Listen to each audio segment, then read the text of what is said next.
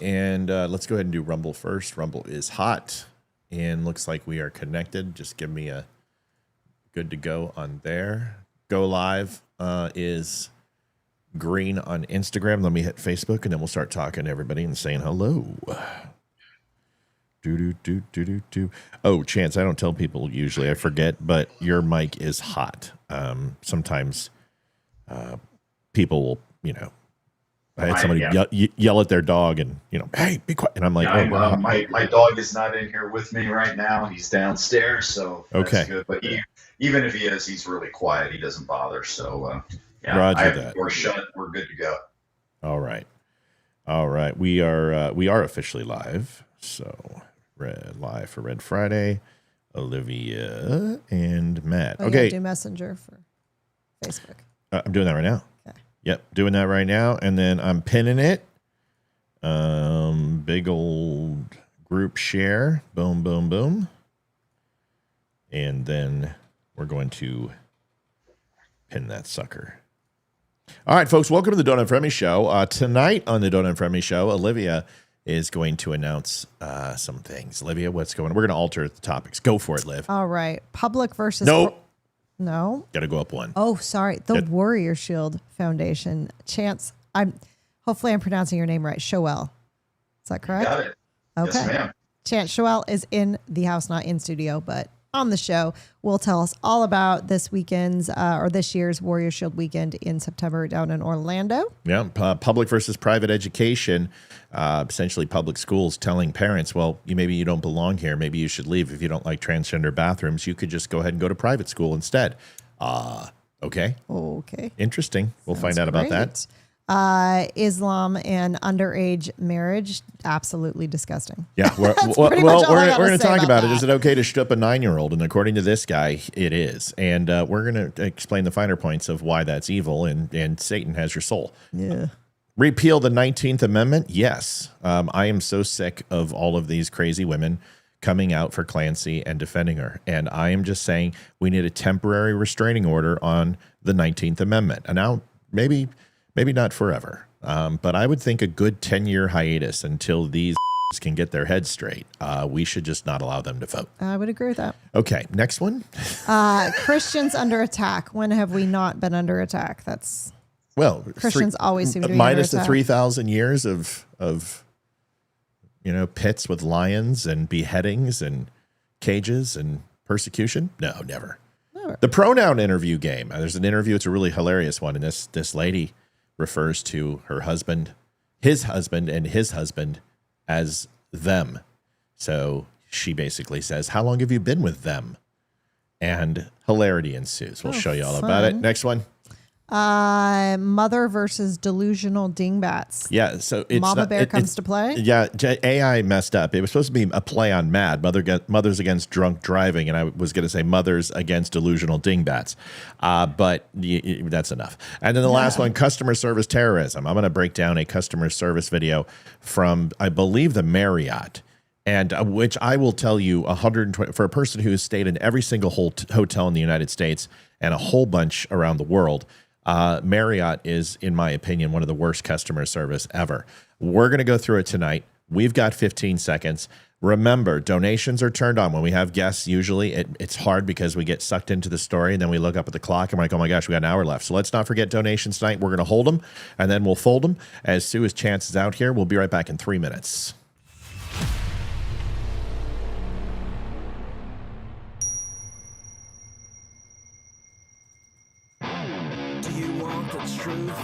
Are you tired of being so confused?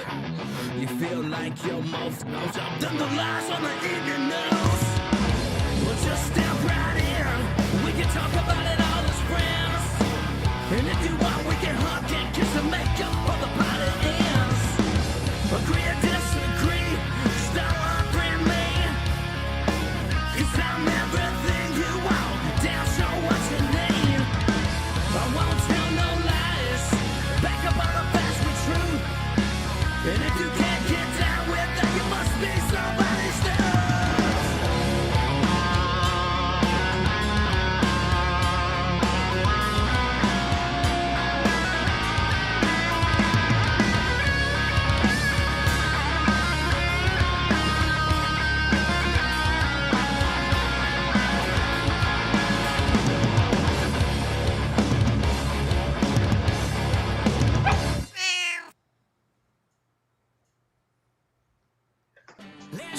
What's up, everybody? It's Ryan Weaver. I am on the Don't Unfriend Me show, otherwise known as The Dumb Show, with host Matt Spear. You guys can find the show at The Dumb Show on social media or thedumbshow.com.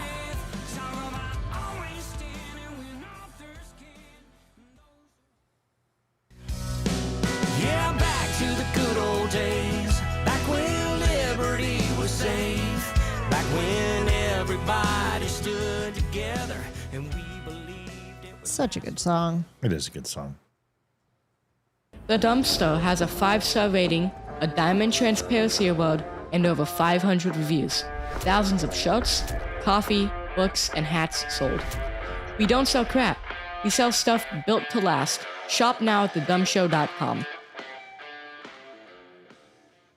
Well, everybody, here we are yet again for another Friday, a beautiful Friday evening in Virginia. It is a sultry 78 degrees. No, I don't even know what it is. Liv, we have Chance tonight. We've already said that. Yes, what else is going on? The Hamburglar will be here next Tuesday. That's just what I'm going to call her. Hamburger Hilliker. The Hamburglar's her name. Hamburger Hilliker is going to be here from the Amber May Show. Yep. Scott Lloyd will be physically in studio on next Friday to talk about His Excellency. You must use his term. Excellency. He is now Your the Highness. RNC chairman here in Front Royal, Virginia. You must show him a little respect. Thank you. Sorry. So His he's going to tell us Excellency. all about his first couple weeks in office. And we're going to learn a little bit about George Klein's relative, Georgie Porgy. Georgie Porgy's relative, who was just arrested for allegedly assaulting a citizen. This family, it's ridiculous. I mean, this is like. Did you see Crystal step back because it's a conflict of interest? It's like what was that show with Sylvester Stallone? Tulsa King. This is like Tulsa King, man. It sure is. It's they're a little crazy. I mean, talk about bad cops. But anyway, go ahead. All right, Damani Felder will be here September 4th. Matt Purdy and Olivia Rondeau will be physically in studio on September 7th. And then Cynthia Scott will be here on the September 11th. $300 is on the board, folks. We appreciate it. Let's rock and roll. Yes. We got a busy show to go, folks. This here, the board is up. So if you have not had a chance, please do me a favor. Write down thedumbshow.com/donate, and you can help support the show. It's real simple. If we hit our goal of 300, we get an extra half hour of show. That comes down to about 10 hours a month. That's not bad. Who doesn't want more cowbell or Don't Unfriend Me show? Cowbell. Well, listen, Liv, you get to walk us through Chance. You've had a chance to do the bio and understand who he is, and walk us through. Yeah, Chance was introduced to us by Ryan Weaver. We love Ryan. He is the founder of the Warrior Shield Foundation, and they are having their annual event down in Orlando this year. Along with Ryan Weaver, will be participating as one of the headliners in the concert, which will be awesome. Yeah, there's we a are couple. thinking There's a we couple. are going. We are thinking of going. Right? We're not going to go play golf. We've established that I am Ethan not. might. Well, we could just bring him down and let him loose. Exactly. But we might co-op a Disney trip and Harry Potter World trip at the same time. I think that's what's going to happen. Is just do a little vacay and go down there for a little bit. But Chance doesn't want to hear about that. He wants to hear about all of this. So Chance, welcome to the Don't Unfriend Me show. Chance Schoell. Is it Schoell or Shoel? Shoel. Like Shoel. Just like Noel. Yeah. Shoel. Yeah. Sorry. But not quite. Where does the Hollywood come from? Does it have something to do with the last name or No, when in the military we get call signs assigned to us, and one day we were out running PT formation, and we were doing a sound off of where we're from, and I'm from California, so my company commander just gave me the name Hollywood, and it stuck with it, and then. Years go forward in motorcycle clubs, and I'm in a club now, a law enforcement motorcycle club now, and we have a Maverick, right, and we have Hollywood, so it's kind of like people think we named ourselves after characters from the movie Top Gun. But do you guys walk around and say you could be each other's wingman anytime and stuff like that, or? You could be my wingman anytime. Yeah. I was like, dude, the greatest thing ever is when somebody cut from Quentin Tarantino does that skit, how he's like, Top Gun is the gayest movie ever. And he starts putting all the scenes together and you're like, Well, I don't know, man. It's pretty latent. Listen, so Hollywood, you get the nickname. Mine, I've said this many times in boot camp. I've never told this one, but the boot camp one is pretty simple. It's my last name, Spear, and you always know that they put the first initial last. So SPEER with the letter M. And it took my RDCs about 3 seconds to be Seaman Spear. Get your ass over here. And I was like, that's going to stick forever. You mean semen sperm? Semen sperm. Oh yeah, semen sperm. Get over here. So so that was that. But then once you got overseas, Ashen became mine. Now it's a character in a book series that I turned a lot of people on to, but also I have the whitest legs known to man. They just don't tan. Like I will come out and I will look like I'm in Tijuana, but the legs white as a ghost. So there it is. There's our nickname. My legs, so I might give you some competition on that one. Ryan Weaver also. If you don't want to see Ryan's legs either, it's I've seen him wakeboarding, and that was enough. And I've just decided at this point that we're not going to do it again. So listen, Chance. First of all, great logo. I've seen a lot of company logos, and I am always like, I can improve that because that's what I do for a living. But I will tell you, it is excellent. The flow of the cape catches the eye. The transition between the skull and the knight's helm is fantastic. To have an almost a Christian cross, but not quite. All good. Yeah, let me tell you something about the design of that. That was designed by a very good friend of mine, Steve Foz, and he's the vice president of the foundation. And Steve made his life as a graphic artist designer. So this is one of his T-shirts, one of his red T-shirt designs. The logo is his. For our motorcycle club, he designed the patches for those, which that is right there. I got where am I pointing at here? There. It's always I just tell people do the opposite of what you think, and it works. It goes where it's supposed to, right? Yeah. Okay. Yeah. So I appreciate that, and I will definitely pass on the kudos to Steve as well. His ego doesn't need to be bigger. You guys will meet. We call him Sensei. That's his road name. So you will meet him when you come down. He's a Vietnam era vet. Quite a interesting character. So Well, cool. Yeah, like I said, the pretty much everything on the show I participate in. I was actually just going to talk a little bit about AI, but we don't have time for that. So we're going to move in. Tell me all about the Warrior Shield Foundation. I'm a big fan of 501cs. That actually take care and help vets. There's plenty of them out there that don't. True. There's plenty of people who are using it as tax shelter. That pisses me off. Tell me why you're different and why your 501c3 is awesome. Well, I got this whole thing started with a couple of the Benghazi survivors. We were a motorcycle club, and we were actually doing a fundraiser for Nemours Children's Hospital here in Orlando for their oncology ward, and had one of the Benghazi guys down for that. He was our grand marshal and led the motorcycle ride with me. And Ryan Chris, Mark, or Tig? That was Mark. Okay. Mark. Yeah, we're gonna have him on the show next week or in a couple weeks. So yeah, he's a good guy, really good guy. Yeah, so Ryan came. It was shortly after the release of Burn and 13 Hours, and Ryan came, and he and I just became totally fast friends. But we fast forward a couple of years, and we were doing a fundraiser for Tig for his foundation. He's no longer with that foundation. It's Beyond the Battlefield. And at the conclusion of the event, we had a lady come up to my wife and I. We were having breakfast in the morning after the event, and they asked, her and her husband said, "Are you guys a 501c3?" I said, "No, we're not. We're just, foot soldiers as a motorcycle club that we do vetting to make sure that the nonprofit the money's going where it's supposed to do. And we were just raising money for foundations that were already out there doing good work for our vets and first responders." So we got the Warrior Shield Foundation up and going with their donation of $1,000, which paid for all the lawyers' fees to get us going. And one thing that's real important to me, and you mentioned that, is that we don't raise money for ourselves. We never have. We always have I call them a client.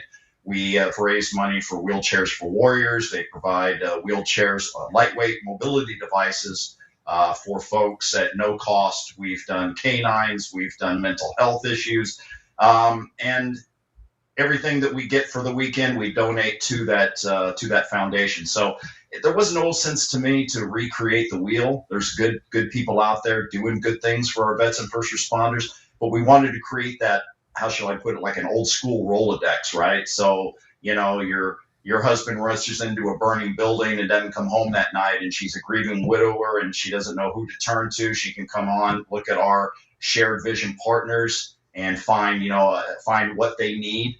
And they know that who we put them in contact with, they're actually going to be doing the good work. We've raised money for Chris Tanto Pronto's foundation, 14th Hour Foundation as well. And you said you always like to get involved or participate. You should have been with us last year. We had Tig and Boone doing a Benghazi shoot day. So they were leading a carbine class, which was really, really cool to do. Yeah, so, we're coming this year, dude. Like if I don't, I think Ryan's going to cut me. We were thinking of going to Tennessee for a little bit and going and crash in his pad. But just everyone you're mentioning are friends of the show too, and it's just constantly expanding and getting bigger and bigger. And so it's, I it's saw a great you had. network. I was watching your intro reel. And I saw you had Jessica, Lynch on there. She's attended before. There's one person that you're going to meet that you really do need to have on the show, and that's Colonel Gregory Gatson. He was the first bilateral above the knee amputee. He comes every year. This is a true warrior, man. I mean, this guy comes and he donates his time to come, right? And Ryan will tell you, the only thing about Colonel Gatson is that he's like me. We think we're good singers, but we're really not. We need to leave that to professionals. And he just grabs Ryan's mic off the stage, man, and starts rocking it during the concert. So gonna have a great time. But I'm sorry, I kind of got off piece there. Oh no. That's what we do, man. Like this isn't ABC or CBS. We don't care. We want to have conversations that are real and authentic, and that's just what we do. So you'd be surprised. Sometimes we have a syllabus that's longer than my Johnson, and let me tell you, that's long. And we always we'll start talking about I don't know. I mean we were talking about theoretical physics and chaos theory a couple times, and you're just like. Whatever. People can throw us off really easy. I'm literally a dog with a bone. But speaking of the Warrior Weekend, first of all, Ryan Weaver says, "My boy." He says that to me all the time. I don't know if I should take that as a compliment anymore because it's like I think he says it to everybody. He just say it to everyone. I think Brian says it to. No, I'm kidding. Right. Here's the Warrior Weekend. Tell us about it, man. Here's the splash screen. It's all by its lonesome here, so people can see. Walk us through what it's all about. So this is a little different. We kind of had to shift and pivot gears a little bit. Normally our Warrior Weekends are 3 days event. We started out Friday night with a Hero Fest concert. Then Saturday morning we do some type of motoring event, be it a car and bike show, motorcycle ride. Like I aforementioned, we did a shoot with Boone and Tig last year. And then Saturday night we come in for a seated plated dinner service, and you got yours truly doing the live auctioning for the event. And then Sunday, we take a group of warriors out on airboats and do airboat gator hunting. But, the economy being what it is, and it just, we were not seeing the involvement that we have in our past 9 years. This is our 10th year. So we kind of shifted gears, and we're doing an abbreviated kind of one-day only Warrior Weekend where we're going to do an inaugural Warrior Shield Classic, which is being, a golf. I know absolutely nothing about golf. I admit it. I can drink the beer. I can drive a golf cart. Other than that, forget about it. But a couple of guys in the foundation, they're golfers. So they've been putting this all together. It's a great golf course, from what I understand, Rose and Shingle Creek here in Orlando. And then we're going out to this wonderful place, Tuffy's Music Box, for a night of great music, which features, of course, my best friend in the whole world, Ryan Weaver. All three of these guys are really, really brothers of mine, but Ryan and I are truly brothers from a different mother. And we got American Idol runner-up Bo Bice. He's been honoring us for the last several years, doing a beautiful acapella edition of our national anthem. And then a wonderful recording artist, Sean Holcomb, always sells out Tuffy's when he comes there. He's going to be headlining it, and Bo's going to get up on stage with all of them. Ryan has a way of just bringing people in. You're gonna see Ryan get everybody up on stage and singing, including Colonel Gatson.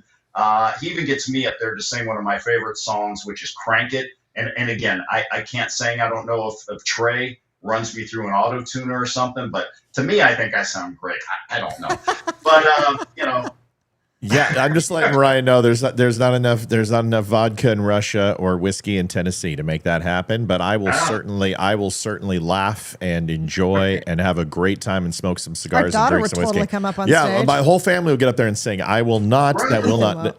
Listen, if the CEO of Apple can't get me to get up on stage and sing, it's just not going to happen. So You know what? This sounds, Olivia, this sounds like a challenge to me. Yeah. It really It's does. not going to happen. I can tell you right now. I will get up there and I will shake buck ass naked before I will sing. I'm just letting you know. Well, you already told us about your legs. We don't want to see that. No, well, you want to be looking at that leg. Trust me. There's my God. so we've already established that. All right, so let's get to it. How do people? The easiest way is go to warriorshield.org/events. They got it right there. Everything laid out for you. Beautiful pictures. Get your tickets and go. What could what are we talking about as far as price on the old wallet here? So, like you aforementioned on our webpage on the events, there's hyperlinks for everything. Usually we have everything at one place. We have the concert at one place. We have the dinner. We have the auction. We're splitting it up, right? So there's two separate links. One, if you're a golfer, you want to go golf, you click on that, you buy your tickets for that. I believe it's for a team. I think it's $700. If it's for an individual golfer, I think it's $150 or $170. Now, concert tickets start as low as $25 for general admission, right? If you want to get a 4-top or you want to get a 2-top reserve table, there is food there. So you come, you get your great food, you get your table, and you're going to have an evening of great music. Most importantly, 100% of the proceeds from this event, and I say proceeds, and people need to understand this, that when you put on an event like that, there are costs associated, right? Like we got to get Ryan and his band down, from Nashville down to this. There's production costs, there's this and that, but I ask for everything for free. That's just the way I am. I get told no a lot, but what's really important about us and what we do is that none of us on the board take any salary. We do this all out of the goodness of our heart. We do one event a year, and I spend.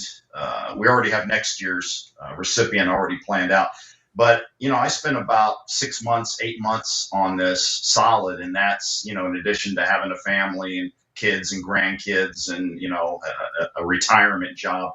So it means a lot to me. It really helps me deal with my post-traumatic stress that I deal with, and it's very important to me to continue this. And we've got a great bunch of people on our board that feel exactly like I do, that are veterans and first responders. We've gotten better at the VA, but there's still a lot of cracks there and these guys fall through the cracks. And you mentioned that you had served, and I don't know when you ETS'd and, they bring you into the little room, and while they're typing out your DD-214, they come in and talk to you briefly, but they don't give you any kind of transitional training whatsoever. Nothing, man. It's like, hey, thanks very much. Here's your DD-214 and send you down the highway. So a lot falls through the cracks, and it's not just our veterans. It's our first responders, firefighters, EMS personnel, police officers. And then we take it a step farther. We've got our Gold Star family members that deal with a lot of things. And then the spouses, they're also subject to post-traumatic stress as well. It's real easy for us as service members or cops. We strap the gun belt on, we go down range, we do whatever, and we're mission focused. And we don't think about the tree that falls through the roof because of the hurricane, or, the kids that get mumps or measles or breaks his arm, and the wife is having to do all this on her own. So, we really do make our events whole for the whole family, the kids, everything. And I really look forward to having you guys come down. I think you guys are going to be amazed, even if this is an abbreviated type Warrior Weekend. But yeah, I look forward to having you guys come down. Check it out. No, it's we're all about it. Like at this point, yeah, how can we say no? Because Ryan says he's going to make me sing. Dude, I like. It's like whatever, dude. If you guys can actually get him up on stage You won't. to sing, You won't. holy Listen, cow! I'm not kidding. Like seriously, Tim Cook, CEO of Apple, tried to get me up and sing karaoke. If we can get Tig to sing a Toto song, right? So we had last year we had Boone and Tig sitting at one table, and their significant others were there, and I had Bo Bice going around with me and Ryan, and we were auctioning off an African hunt safari, right? And we got to this pinnacle in the bidding, and I just wanted to take it one step farther. So I walked down to Tig's table and I said, "Look, if we can get X amount for it, Tig is going to sing, Africa from Toto." Nobody knew the words. Sean's back there scrolling on his phone, trying to find the words. And doing it.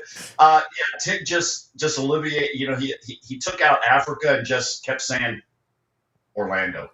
Yeah, I missed the rains down in Orlando. Stick around, 5 minutes. It's going to start again. So listen, I will warn everybody. I am not an asshole. I am a fun guy. I have a great time. Try to force me to sing, and you will see the worst version of me. It just doesn't happen. It's not a comfortable spot for me. I'll go up and talk in front of 60,000 people. I've done it several times, but singing is for some reason Olviia, I'm seeing an opportunity to raise money. You guys you're fucking up. Hey, Florida's a right to carry state. I will be carrying in Florida. I'm just letting you know. You guys push it. We are going to be auctioning off some wonderful firearms during the event as well. Great. Now Thanks a lot. Thanks a lot. But I will tell you this. If you guys want to put on Don't Stop Believin' and there's like more than 10 people, I'll get up there and I'll sing that. That's fine. We all got to do it. Ryan, I'll do a team. Ryan, if you're listening, you heard that, right? Yeah, I'll do it, but it's got to be a group effort. No solo spots. I'll do chorus. I'll sing it. I'll do backup vocals. We'll all sing it together. Okay. Fine with that. Just no solo performance. Olviia, you heard it. I heard it. I see the number of people that are watching us right now. Well, it's about 100. Only about 140. I'm gonna ban them all right now. Sanford, Florida.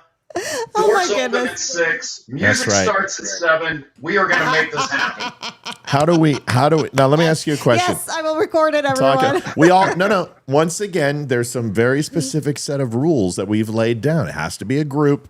Everyone has to be belted out, and I will be happy. We can even sing one of. We can do it my way. We can sing my way. I'm ready. My way. We can do it. We can do it. We can do Comfortably Numb if you want. I don't care. As long as it's in a group. So here's the question. Do you take Ryan? God, I love you, Ryan. He's like, game on, fucker. It's like, all right. So you didn't bleep yourself when you said that. No, but it was Ryan. I was repeating what he said because I have a soul. His own soul is his own to bear, right? I got to take care of mine. I gotcha. So here's the question. Your foundation, fundraising, donations, besides these events, do you accept charitable contributions? We do, and that's also on our webpage. You go on there and there's a donation tab, and you click on there. You can do a one-time donation. You become a monthly sponsor. All that good stuff. We definitely everything that comes into us goes to seeding the next event, right? And we put the money out there for whatever it needs to be. We got a company that does our T-shirts for us. They donate the T-shirts every year, so that's wonderful. That's a cost we don't have to incur. But I don't know anything about the entertainment industry. I've learned more about it having Ryan as a friend, and Ryan. Ryan's not bashful to talk about it at all. He can fill up a time spot really easy, better than I can. So, you're doing pretty well. You're doing fine. You're doing great. You're covering your own. You're doing fine. I love it. Production is incredibly expensive. Yeah, it is. And we don't want to downgrade any of that, right? You got to have the nice lighting, you got to have the right sound, and all this stuff. But yeah, putting on these events is not cheap, and it's great when we can find people like Tig that will come every year. He's running for mayor up in Colorado Springs right now, so he wasn't sure if he was going to make it this year based upon how the elections go and everything. But when we got people like Tig and Colonel Gatson that come for the right reasons, and they don't want to charge an exorbitant fee to come and be a guest speaker, it really kind of rubs me the wrong way, right? When you have these so-called heroes, right, that were actually doing their job, right, raise the right hand, doing what they're supposed to do, and then they want to charge an outrageous fee to come and speak about it.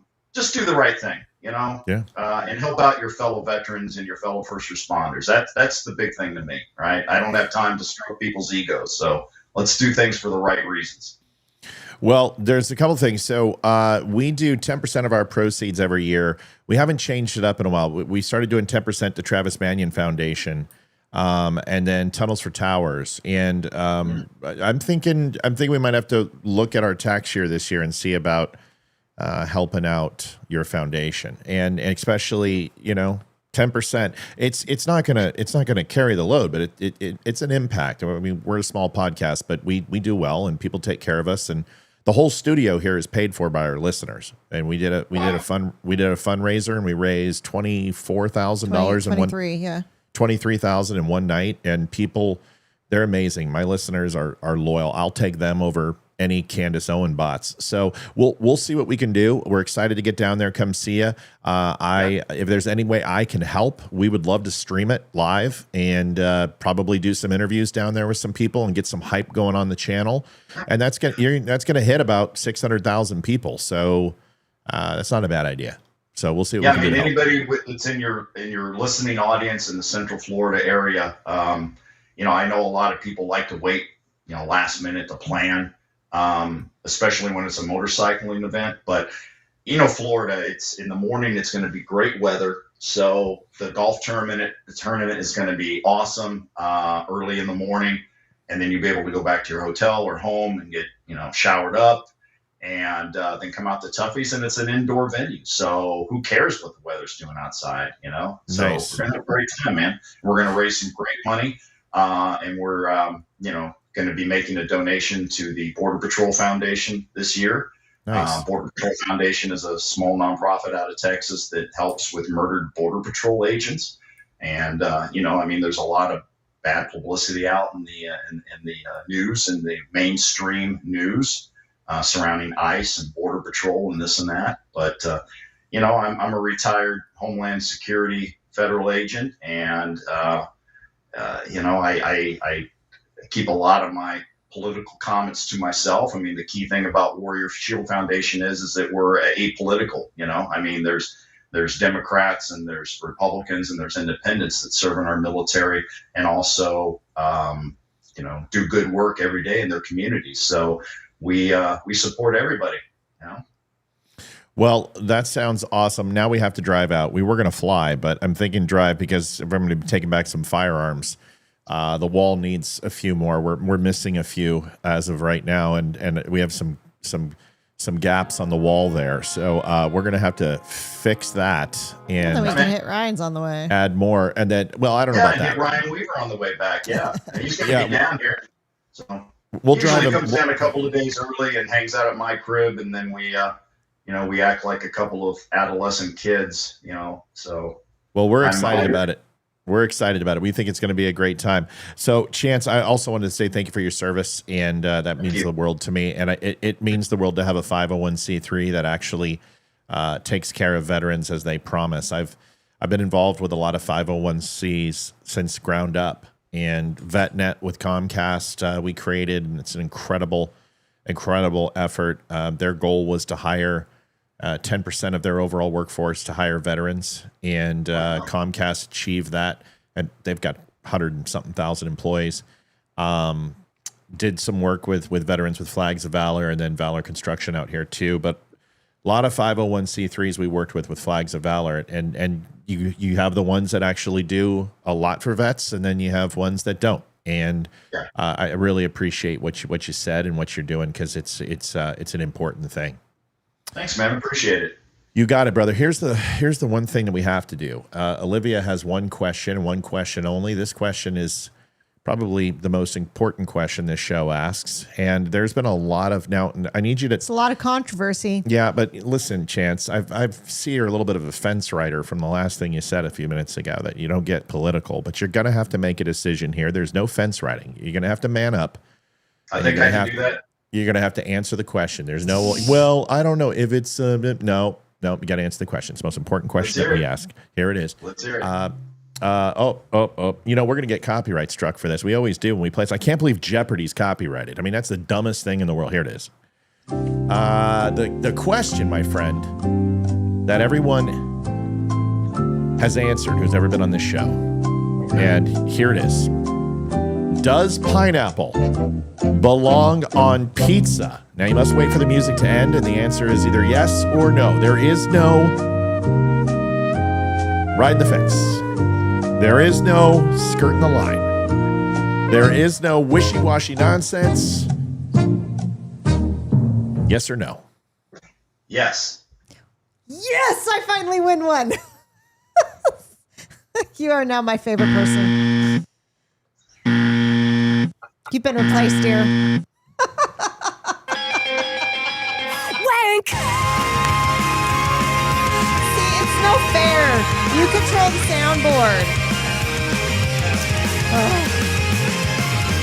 Dude, let me win this one. You need your own little. Exactly.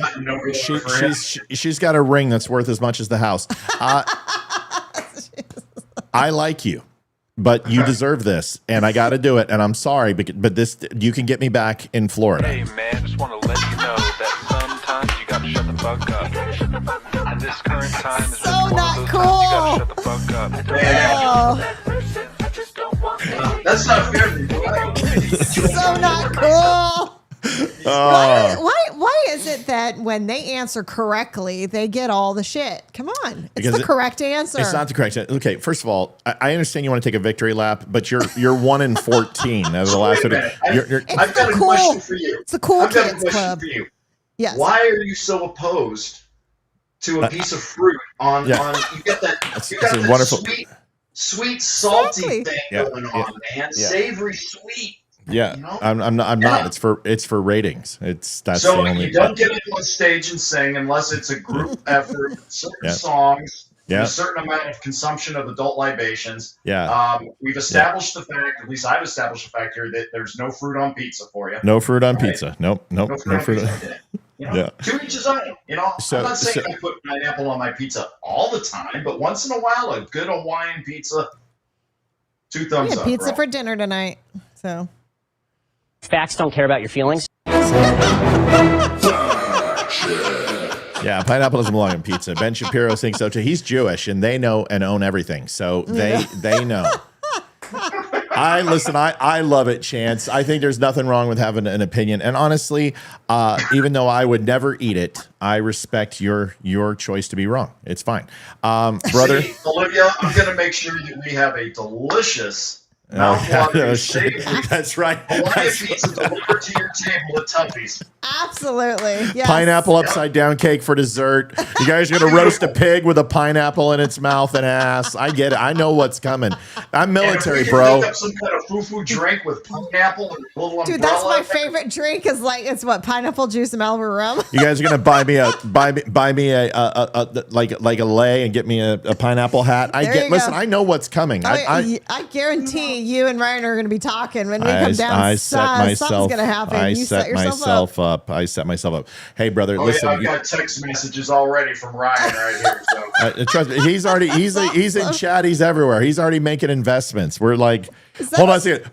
Oh shit! I think I got long COVID all of a sudden. I don't know if I can. Is that a Star Trek symbol on your phone? Yeah.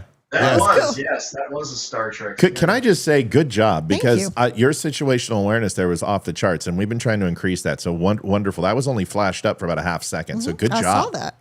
Good job. I'm just that good. It's because I had pineapple on my pizza today. It just made me smarter. It increases your overall situational awareness. Eyesight's improved. It's amazing. Yeah, it's good stuff.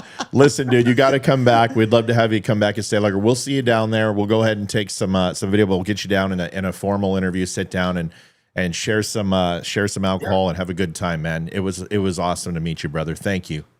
It was awesome to be on the show. Thank you so much, Ryan. If you're listening, thanks so much for turning me on to these wonderful folks. Even if the dude doesn't like pineapple pizza. Wait a second. Something's happening to his audio. I don't know what's going on. I'm not going to do it. I'm not going to do it.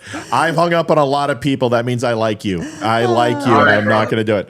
All right, Chance. Talk to you, buddy. Thank you, Chance. Bye-bye. We'll see you later. See you guys. All right, buddy. What a great dude. What a funny one. that's great. That was my best Minute Rice interview love it. that we've Love had. it. Folks, go over to Warrior Shield just real quick. The video of what they do. Warrior Shield Foundation. Warrior Shield Foundation is here to unite, honor, and provide support for veterans, first responders, and Gold Star family members. The foundation will enable them to find the help they need through direct assistance or by connecting them with our shared vision network. Using data-driven models, we provide solutions that make a long-lasting difference. We, along with our partners, are dedicated to bringing together like-minded groups and individuals who have committed to making a difference in the lives of our hardworking, everyday heroes. We bridge the gap by connecting warriors or their families with the assistance they deserve and require, such as service dogs, wheelchairs, counseling, scholarships, and team-building retreats, to name a few. You can help right now to make a difference for those who have helped and protected us all. Warrior Shield Foundation, selflessly doing for those who need it most. It's a long way to home, but you won't take the hard road all alone. Another fantastic song. Oh, yeah. Left and look to your right. You were born to fight. WarriorShield.org/events. Go over on there and get yourself some tickets. And if you're in Florida, heck, come meet us. Yeah, that would be cool. Get You to know come what? meet Ryan Weaver. Come meet us. I mean, come meet Chance. Heck If you yeah. guys are down, we'll be more than happy to see you over there and hang out and do some good stuff. So what a great guy. Ryan, you need to get a hold of me, man, so we can do the audio that you want me to do for your intro. I didn't know if you were just waiting for me to write it, because I'll be happy to do it. Just let me know, and I'll be happy to record it. My Mike Rowe voice has been doing pretty well. The closer we get to September, it'll get a little bit more gruff and, not be so feminine, because I don't eat pineapple on pizza. Like some gay guys I know. Welcome to the Don't Unfriend Me show, dude. I'll be honest with you, man. I made a video today for Saldano, and I'm just gonna play it because this is just the epitome of what this show has created. And I just asked Garrett. I'm just like, bro, can I play this? Would you mind? And of course, he's was just awesome over the top about it. So I'm going to play this real quick. I haven't released it yet, but this meant something to me, and I figured I would show it to you. So here it is. Hey, do me a favor, everyone. If you would not mind, please watch this video till the end. It has an amazing message, and it would mean the world to me. Thanks. Good morning. Good morning. Hey, I'm the owner of this building. Hello? You can't stay here. Oh, I'm sorry. That's okay. Okay. I appreciate your situation, and that's a nice little secure area, Oh, you're okay, honey. I just opened up my business, and we just can't have you stay here all night, okay? Oh, I'm sorry. Okay. You okay? Have a great day, okay? Okay, thanks. God bless. It won't be no mess. Yes, well, I appreciate you. Thank you so much. So after that encounter with that young lady, I opened up my clinic, and I usually do my rosary first thing when I wake up. This morning I didn't, and God works in mysterious ways. I don't know why I didn't do it today, but I started doing it in my clinic just a few minutes ago, and I just had this surge of emotion come over me, and I had just a sudden urge. I had to go pray for that woman. Honey, you okay with that? I'm going to do it in Latin, okay? It's Our Father in Latin. So, Pater Noster, qui es in celis, sanctificetur novem tuum adveniat regnum tuum, fiat voluntas tua, sicut in cielo et in terra. Panem nostrum quotidianum da nobis hodie, et dimite nobis debita nostra, sicut et nos dimitimus debitoris nostris, et ne nos inducas in tentationem, so libera nos a malo. Amen. Have a great day, honey. So after I did that, it was just a sense of relief within my own heart and soul. And did it make a difference in her? I don't know. May or may not. And one of the things I love about the Don't Unfriend Me show and creating this is that I have had a chance to meet some of the greatest people in the world. And I can say that with no equivocation. I have a list of people that I will call lifelong friends. And that's not something necessarily that I found easily at the school or business or in the military, but it has come naturally doing the Don't Unfriend Me show because you treat others the way you want to be treated. And we all know that we can treat people better. Garrett didn't do this for clicks. Garrett didn't do this because he found an opportunity to exploit somebody. This man believes in what he believes. And if you listen to the benediction, if you listen to him in the Latin and how he says it with as much reverence and deference for his fellow man through God and his faith, it's inspiring. It makes me realize that I need to be better. And if you watch this video and didn't get the same message, then congratulations on reaching that pinnacle point that we all are expected to through Christ. Garrett, bravo Zulu, man. You are an inspiration. It's just an amazing thing, right? I mean, do you see, it's your property. Immediately you're going to get defensive. Who is it? Why are they there? What, and he didn't at all. I mean, he was firm. And then immediately when he found out that she wasn't a threat, you just heard him put on his concern hat, and that's what Christians do. And the guy's living vicariously through the word. And it's an amazing thing. So he's pretty cool dude. Oh yeah, Garrett's amazing. I'm going to assume that was about 10:15 this morning that you did that. I just heard the airplane go by, and I was at the park. We were waving at airplanes this morning. Oh yeah, it probably. Well, they've been doing their nuke drills a lot in DC, so they've been flying up to the. Yeah. Well, there was like a couple of passenger jets that flew over. No, I know, but there were a ton. There were a couple Blackhawks today. There were 2 F-35s that flew over. They've been going up to Fort Weather and doing evac drills in DC. So they've been flying heavy all day long. So I think there were 3 patterned Blackhawks that were flying pretty low. They were probably sub 2,800, 2,900 feet, maybe 3,000 feet. Yeah. Brian would probably know better than me at what they're flying at that level coming out of DC, but they weren't too high. They were right there. Moving on, want to say thank you to Christine Clark, $5, just a little bit to help. That was sent in before the show even was started today. Well, thank you so much. Appreciate it. Didn't somebody else do that? That was last night during the show, but we didn't catch it. I didn't see. It was Tammy Delahose. No, it wasn't during the show. It was last night. Then it was last night afterwards. Yep. So I want to say thank you to Tammy. Tammy does that on occasion. So I wanted to say thank you so much for that. That means the world to us. So thank you for doing that. Anonymous is coming in with a donation. Hi, kids, dummies. Please get this done early. You better listen to Anonymous. She doesn't mess around. No, she doesn't. She'll find you. She'll find you. She key you. $25. 30. I don't even. I gotta remember if I have that. I do. Silence! I kill you. All right. So a couple things today that happened, just so everyone knows that I am actively talking to Mark Geist about getting him on the show. He will be in sometime in October, I'm thinking. Yeah. So we're just figuring that out. Also, Idaho MAGA Mom confirmed today, as well as the Islamic phobe. What was it? Liz, I can't pronounce her last name.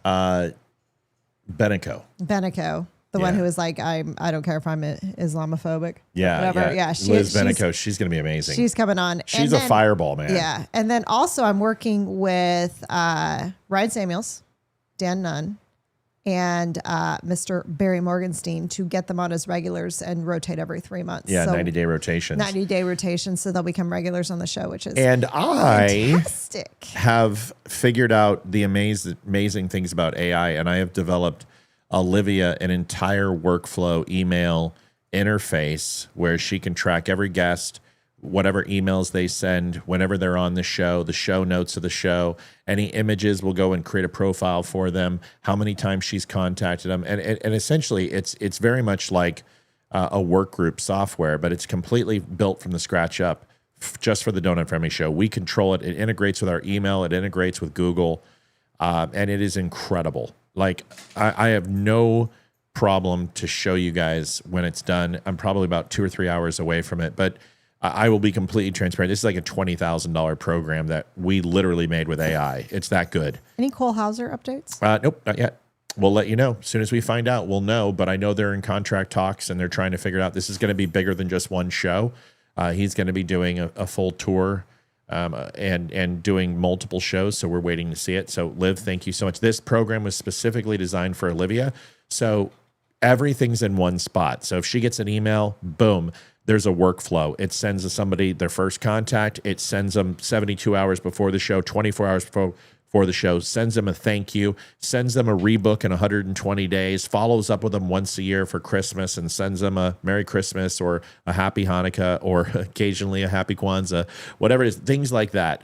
And it just puts a face to the show with Olivia being the producer. But also she's a better face than me. So, but you know, put her out there. So there it is. Let's get going on the show. We got a whole bunch to do. Donations are officially open. Let's hit it. You know, I tried making a slideshow for our anniversary that you could put on, but I didn't get it done. So, you know, our favorite picture, well, my favorite pictures. We could have done that. Well, I've got a crap ton of pictures saved in a separate album. I just didn't know how to make it into a. You have AI. I know, but I didn't have time because I was picking. You literally just dragged the photos in there and say, AI, make me a slideshow. I did, and it only let me do 10. I was like, yeah, okay, because it was on my phone. Not with what we pay. You put in the wrong parameter. We got to fix that. All right. So I can give it to you and you can do it. So officially what Olivia's trying to slow roll is that it is our 29th? 24th. Oh yeah, but together. Together. Well, it's our 24th wedding anniversary tomorrow. Yeah. But together we've been together 28 years. But, I told Mom that and she goes, "Holy cow, it's almost your silver anniversary." I'm like, "Thanks, Mom." Thanks a lot, Tammy. There's only one silver in this family. Thanks a lot. No, I'm just kidding. So 24 years married, but 28 together. I don't do that. Like the first time you have sex, that's your anniversary. And Olivia couldn't hold out for more than like 6 hours. And this is the. It took a week. This is the first time that since I've been on the show that our anniversary has not fallen on a show night. So we're not doing our annual anniversary show. So Saturday is our anniversary. So if you got some pity dollars that the ball and chain, there you go. There it is. There's your incentive. Help us out because we're going to go to dinner and I don't know how we're going to pay for it. So there we go. Crowder on white males. This is Crowder going out and being just amazing. Steven Crowder. Here it is. White males have destroyed this country. Oh, really? Yes, they have. I disagree. Would you like to change my mind? Imagine if women had been in charge for all these years, how much different things could have been if women had been the ones in charge. Okay. You know, and men had been the ones fighting for suffrage all those years, you know? But men were the ones fighting for suffrage. Men did fight for suffrage. Sure, for women.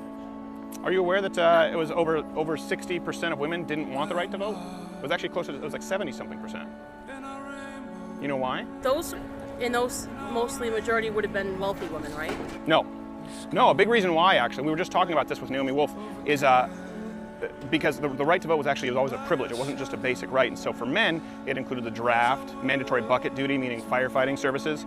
And when it was proposed, it was, okay, women, the right to vote comes with these responsibilities. They didn't want it. So a majority of women didn't want those responsibilities, so they didn't want the right to vote. You know, this is actually true. Many women oppose suffrage, which is the right to vote in the elections, and they opposed it because they feared that suffrage would introduce discord into their marriages and pull women away from the children and the home. So they actually didn't want. It's actually more than that. There was a very, very big reason, which I will tell you about, and Olivia happens to probably know this because she read the same book. The right to vote because they were worried about being away from their children and being away from their home. And the reason why is because voting came with certain responsibilities. If you had penalties. The right to vote, you had to do military service, the draft bearing arms, mandatory jury duty, militia service, fire protection, which is that bucket duty, and even physical enforcement of the law, meaning you were expected to be able to help to enforce the law, like the police.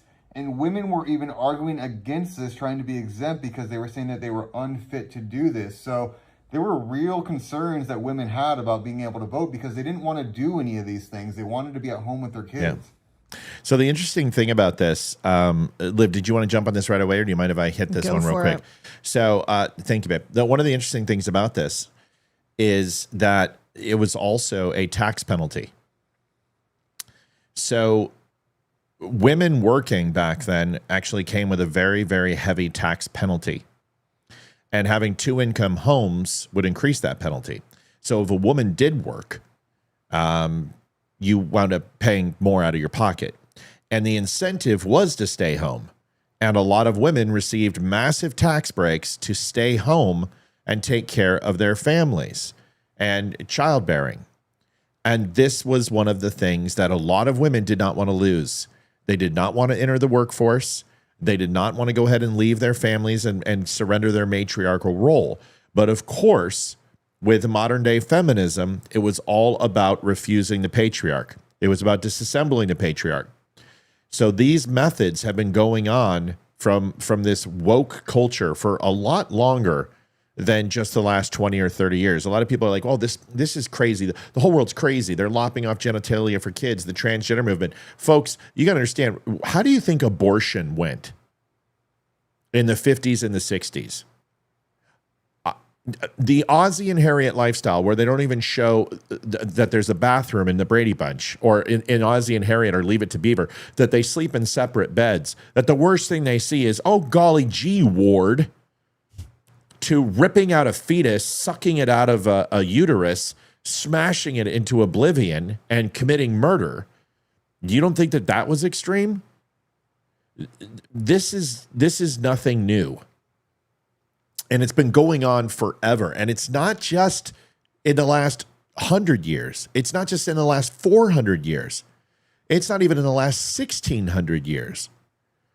Stuff like this has been going on for a very long time. And there has always been a code, a moral code that we have established. And in Western civilization, it was founded in Christianity. That is our moral compass. And I'm sorry, I didn't see anything in the Bible that said about sucking out babies from uteruses and smashing them and ripping their limbs off. I didn't see anything about chemically castrating children. The moral code is established from Judeo-Christian ethics. Is the whole women's suffrage, do we know if that was started by Democrats or what affiliation these women were? So that's interesting. It was actually when suffrage came and women's rights in particular. Somebody says, we can't see you on Instagram, just your arms. Can you check? Is Instagram right here? It's on the phone, but right here it's fine on my computer. Yeah, check your phone, will you? Yeah. Find out. I want to see how it's going. I was supposed to change that over. I apologize, Donnie. It's a little bit weird because Instagram will only allow 16 or 9:16. Oh, Donnie, hold your phone like this. Can you do that? See, it won't turn. Can you just do that for me, bud? Yeah, I popped on. It's like that. And maybe you've got your Zoom feature on your phone, but you can see us pretty well just like that. Let me know. Yeah. But we'll get it fixed, man. Thanks for letting us know. Yeah, I'm just curious because I was just thinking about it.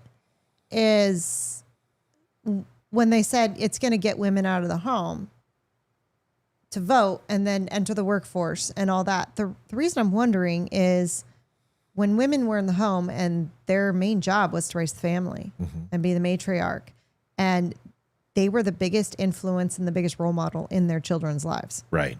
Well, when they went to work and kids became latchkey kids and went to daycare and were raised by other kids, now all of a sudden you got public schools and other people being the biggest role models and the biggest influence in these See, now this lives. is the interesting thing because that's not what happened, right? Mm-hmm. And people didn't go ahead and bring in nannies. People didn't bring in babysitters. They didn't go ahead and drop them off at daycare because that was those things were unheard of. Usually you might find like hospitals had some sort of daycare, other places where if moms had to come in and drop off their kids for extended periods of time, those were normal. But to have like a kinder care or something, no, it wasn't. So what moms did, this is what happened, is that they would go ahead and they would do the day's duty of taking care of the children. They would change the diapers, kiss the boo-boos, put them to sleep, make dinner, do the shopping, and then feed husband and feed babies, and then do night jobs.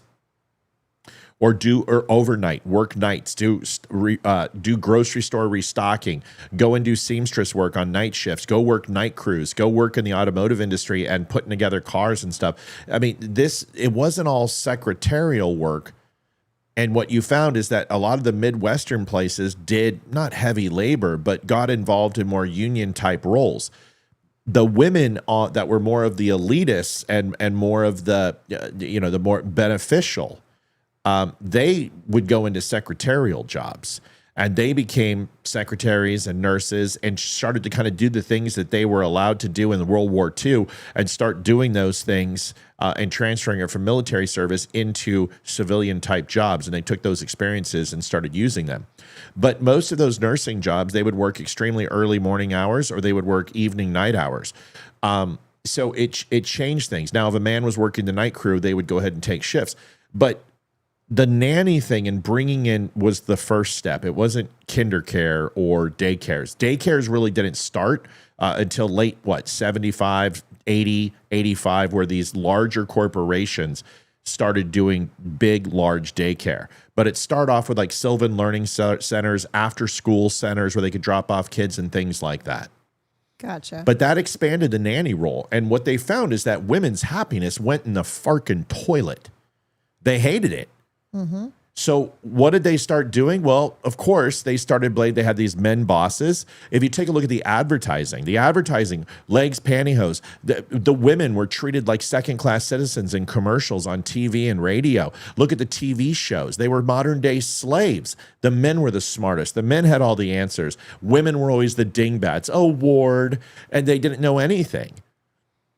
That stereotypical treatment of women as they were relegated to almost second-class citizens was new, because when they were the matriarchs of the family, they were looked at upon high as intelligent, smart, compassionate, loving people who were adored by their husbands. But then that separation came, the driving the wedge between men and women. The advertising changed, the TV changed, the books changed. Just look at the commercials. Look how they curtailed to it. They would sell women, bathing suits in one piece and say, are you no longer buxom and have put a little bit of weight on the backside? Does your husband not look at you and look at the young girl next door? I mean, and these ads were just— I've seen some of these ads. They from were the 60s. degrading and horrible. Insane. And what did the women do? Well, they were told that it was men that were doing this, and it wasn't the men. It was the government that did it.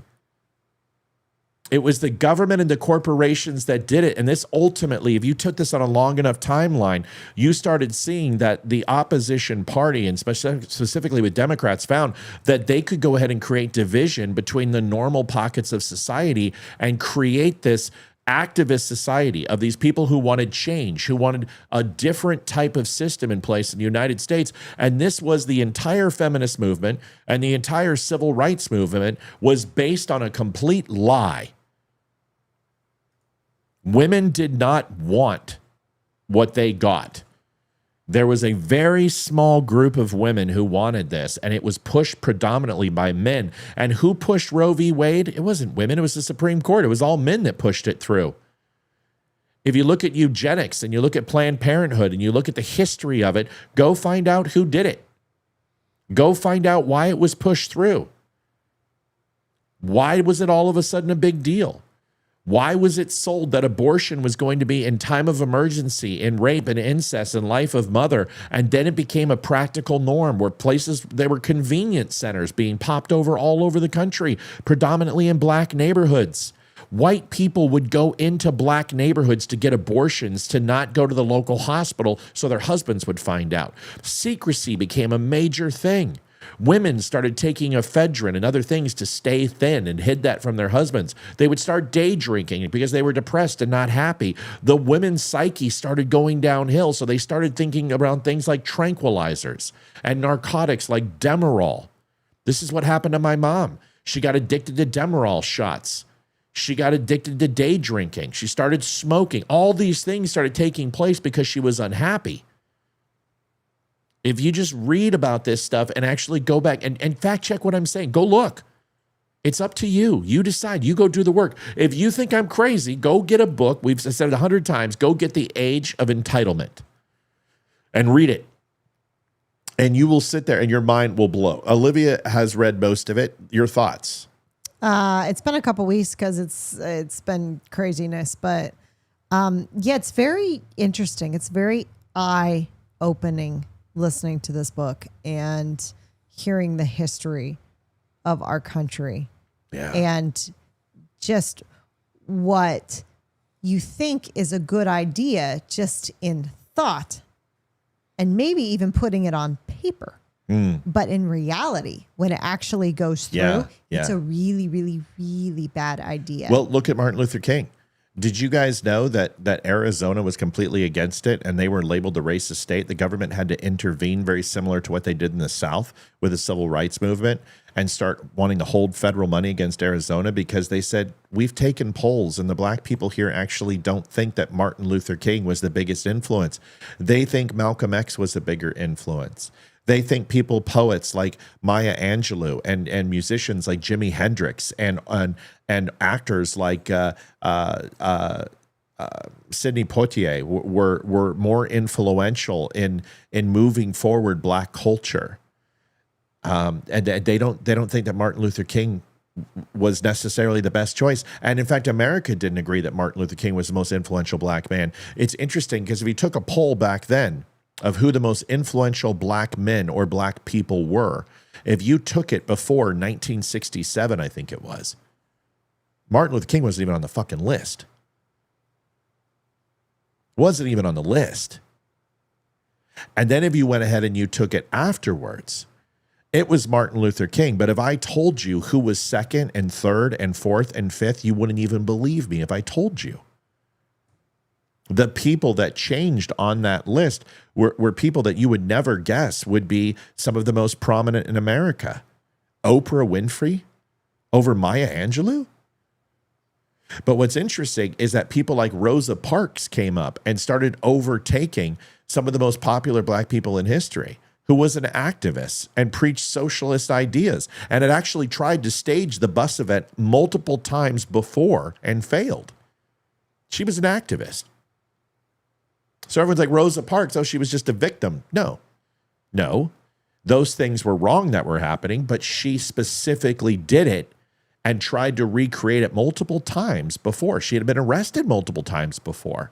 But everyone keeps saying, oh, Rosa Parks, she was just a bastion of freedom. The most honest black spiritual leader in America, it hands down, in my opinion, was Malcolm X. It wasn't Martin Luther King. A lot of people knew who Martin Luther King was. They knew about his sexual depravity. They knew that he was a sadomasochist. They knew that he had socialist leanings. A lot of people weren't big fans of Martin Luther King, and African Americans still aren't big fans of people who stray from their wives in the home. They're not big fans of people who are socialist leanings. And I'm not saying Martin Luther King was a horrible human being. What I'm saying is that he carried a lot of skeletons in his closet, and they weren't just the past. They were in the present, the very day. He also had connections to the unions and the Teamsters. So did Kennedy.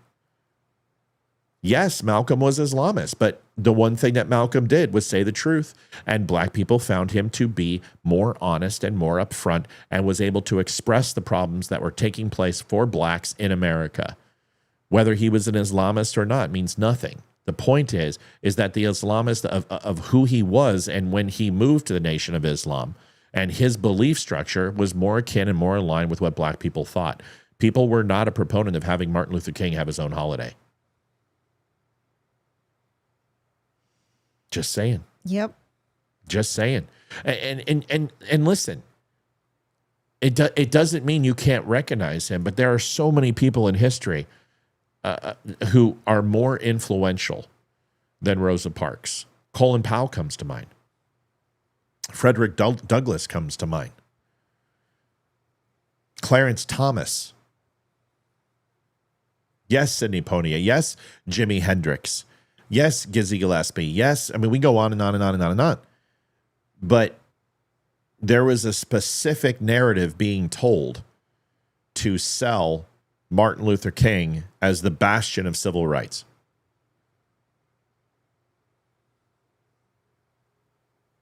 That's it. Gotcha. Interesting. Yep. Nina Simone. Yeah. Yep. All right. It is 8:10 and we are at $30. Why does this happen? Why?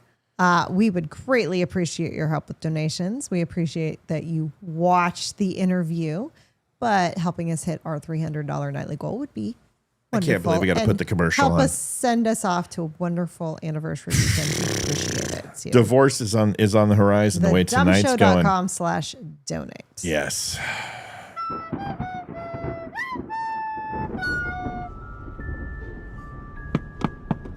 What the hell is that? It's a boy on a broom? Well, don't open the window.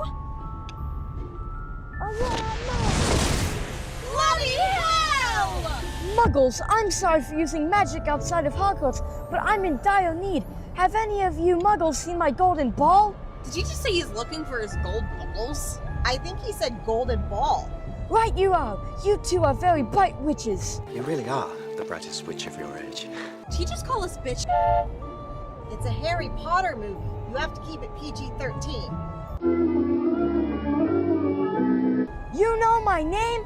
I am Harry Potter. That means you know where it is. No, we haven't seen it. Well, you can buy a new one at the Dumb Show. You get 10% off for using code DUMB10. Bloody brilliant! 10 points to Gryffindor. Did he just call us Griffin whores? If you want to take part in more adventures, you too can donate to The Dumb Show. You can go to thedumbshow.com/donate. We take PayPal, Venmo, credit card, and you can even send us an owl at P.O. Box 2, Round Hill, Virginia 20142. Please make sure to leave your name and a message, and we will share it on the next show. Live weekdays at 7 p.m. Eastern Standard Time. And remember, them Dumbledore sent you too. Okay, seriously? What's a fumble sore? And maybe the truth is that nobody wants to hear is Bill Cosby was a massive influence on black culture in America. Yes. And he although was. a rapist, that's the accusations. I was not there. I don't know, but I will tell you, I know what Bill Cosby did for black culture in America, and it was massive. Louis Armstrong, also another amazing black leader. There are people who worked on the incandescent bulb long before Franklin, and black men worked on that. First black cowboy, Will Pickett, right? So many different pieces of history. But Rosa Parks, Martin Luther King, they weren't even on the list. And then right after 1967, I think it was 67, right after the Civil Rights Movement, the narrative started to be pushed. And what was told as the most influential black leaders in America, if you looked at the U.S. Mint and the things that they were printing and you looked at the school books, all of a sudden everything was saying that it was just these black activists who were fighting against racial prejudice. Folks, it was the 13 states that they were fighting against in the South. The North had long abandoned slaves. Integration was all in 37 states. It was in the 13 southern states that it was not. And the national federal government decided that the civil rights movement was applied, and versus handling those 13 states individually, they applied federal law and expanded it to all 50 states, which allowed the government to sue corporations for discriminating against race, color, creed, sexual disposition, etc. And once the government, I've said this a million times, were able to sue corporations, then they started firing us. Tamar Bush donated $5. Every little bit helps. Yeah, we need it. We need it badly. $35. We got to make it happen, folks. We need your help. We need your help. We need it terribly. We got to get through these times. It's just been a tough couple. It's just been hard. We understand times are tough right now, but a couple bucks. We talked about it last night. It makes all the difference in the world. $5 makes a difference. Everyone did that right now, we would have $500. More than that, $750. That's $5. We got a lot of show. We want to stay till 9:30. Help us out. Let's get there. Sandra Casey donated $12. I get so wrapped up watching that I don't. It's okay. We know. That's why we have to remind people, hey, help us out, because they get caught up watching, and it's okay. We understand how it works. That's why we try to tell people, do it before the show. You know what we would love to do is just hit 300 right away and just not even talk about this shit ever again. Crowder is the devil is also in reply to this video, and this was beneath the white male video that this lady who I'm about to show you attached. Here it is. Well, guys, it looks like Steven Crowder doesn't just have a problem with his pregnant ex-wife, he has a problem with all pregnant women. So let's talk about it. If this is the first time you're seeing me, I run the largest counter organization to Turning Point USA on the left, so don't forget to follow me. Okay, really quick to catch you up. So just in case you forgot who Steven Crowder is, and you probably have because he's not relevant anymore, it's this random guy who used to go around from college campus to college campus before Charlie Kirk. Just about a year ago, I ruined his career by reminding everybody that he was abusive to his pregnant ex-wife. No, he Because wasn't. Crowder is too much of a pussy to fight his own battles, he No, he sends his wasn't. weirdo, creepy producer to try to stop us. Do you think that he would have just like gone into the distance, stopped doing politics maybe for a little bit? But no, he decided to hang out with his little friend Tim Pool yesterday and talk shit about one of our creators, David, because David absolutely annihilated Tim Pool on Jubilee. One of the complaints the producers had was that they kept trying to clip me instead of actually having a conversation. Meaning, like in that clip when I said, are you going to talk about the propensity towards civil war, or are you just mad at me? The producers were actually like, guys, stop doing this. Like, you're going up there and just saying F you, Tim Pool, instead of saying, here's what I think. Right. So, like that one, like the Jufro kid who came up and was like, your audience is low IQ. I was like, oh my gosh, this guy's coming up, he's going ad hominem right away? Oh, he should be stuffed in a locker. And then I come to find out that his weird, creepy producer was at the Candace Owens-Wilson debate. He was apparently like one of the fact checkers for Wilson. And Candace had been very explicit by saying, do not take pictures in her private home. And this weirdo, creepy man took pictures in her kid's playroom. Guess Effing garage. It was garage, you shit. disingenuous. Yep. It's the garage you entered through. She wouldn't let you come through the front door, and she ran them all through security and made them come through the garage. It wasn't a kid's playroom. So these people are stupid. You know what?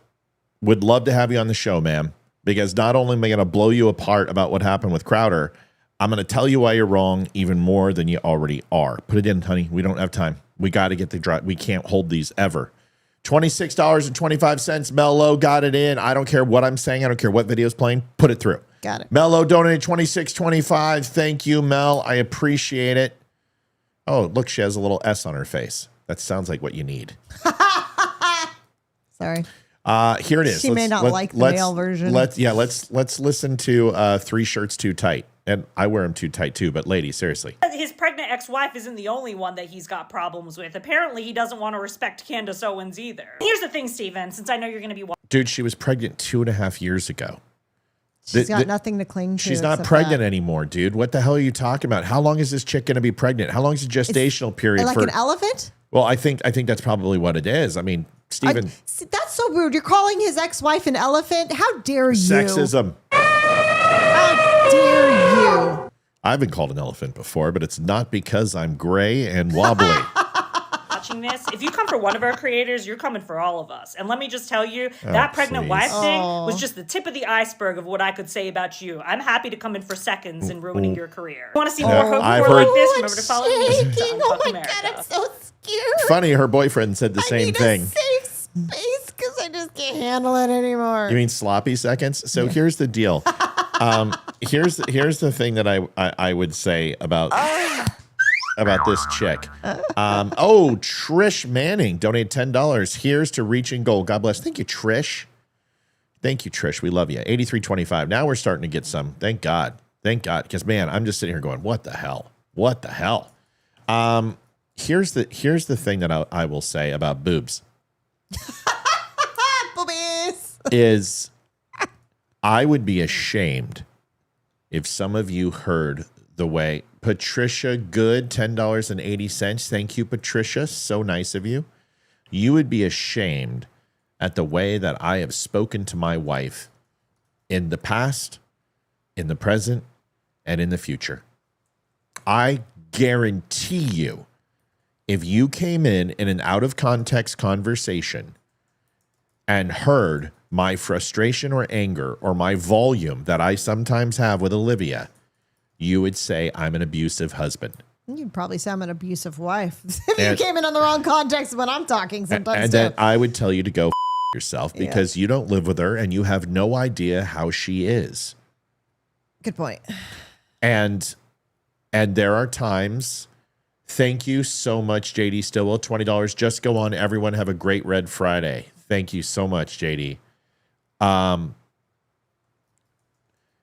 But you also would have to go ahead and listen to the videos of when she's having a horrible day, or when she needs a foot rub, or she needs someone just to put her. Don't get the wrong idea there, Debbie. Oh no, I'm all about it. Right I now. suck on her. I suck on her toes as often as I can. She doesn't let me very often, but when she does, I'm just like, It's gotta be in the mood. Mama. Gotta be in the mood.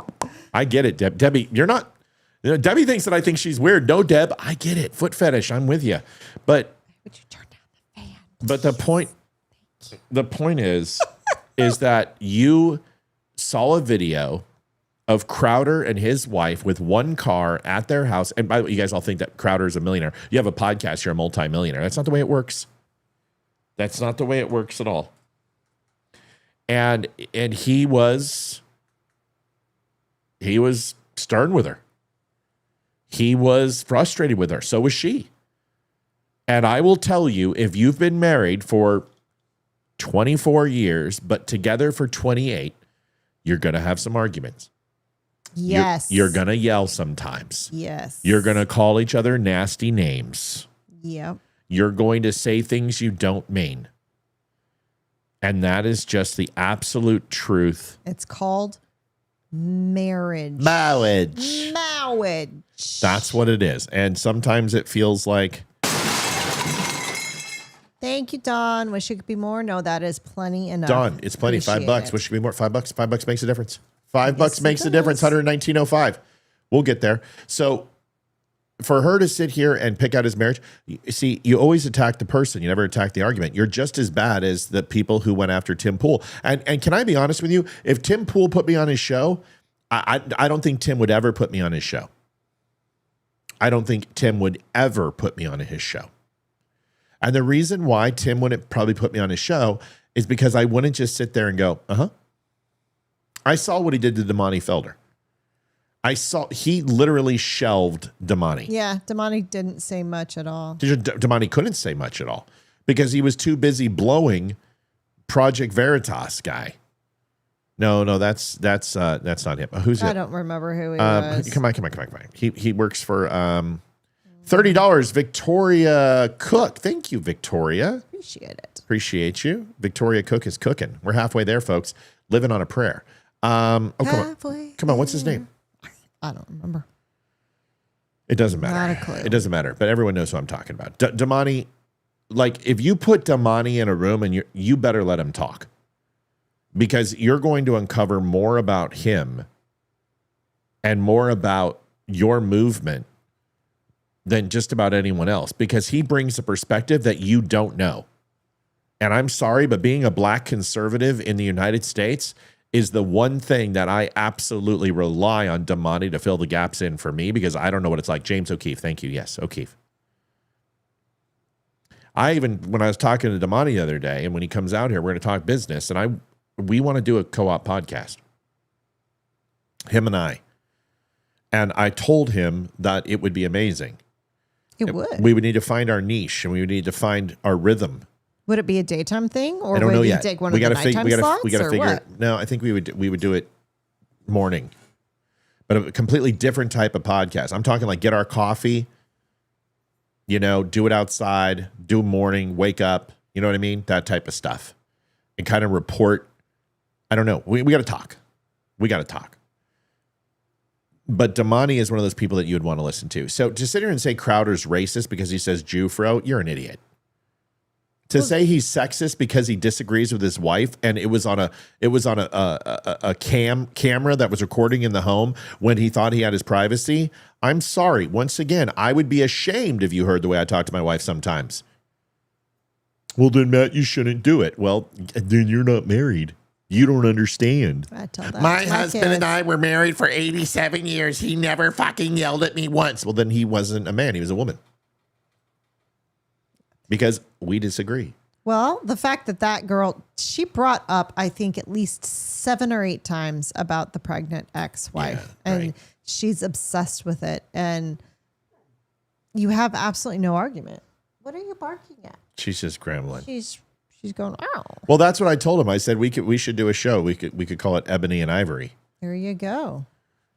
Yeah. Absolutely. Yeah.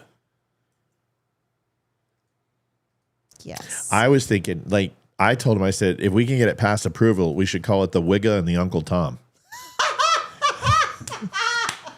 No, Kraka and Uncle Tom. Yeah, whatever. Uncle Kraka and Uncle Tom.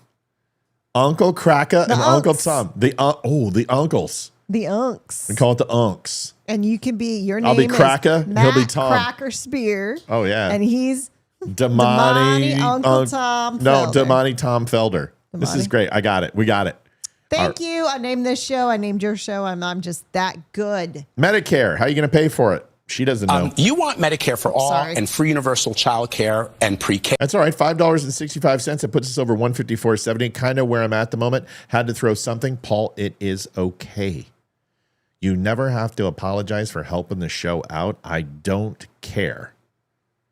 I don't care. If you donate, it's fine. If you don't donate, it's fine. We just have to talk about it, because if we don't, then it's going to be zero.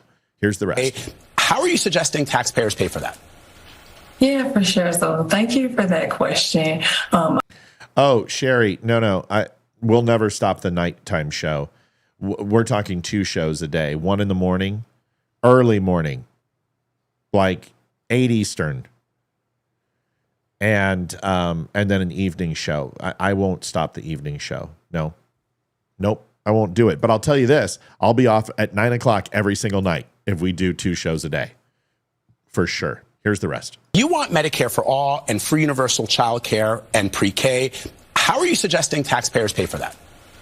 Yeah, for sure. So thank you for that question. I have been traveling all across the state of Florida having conversations with folks.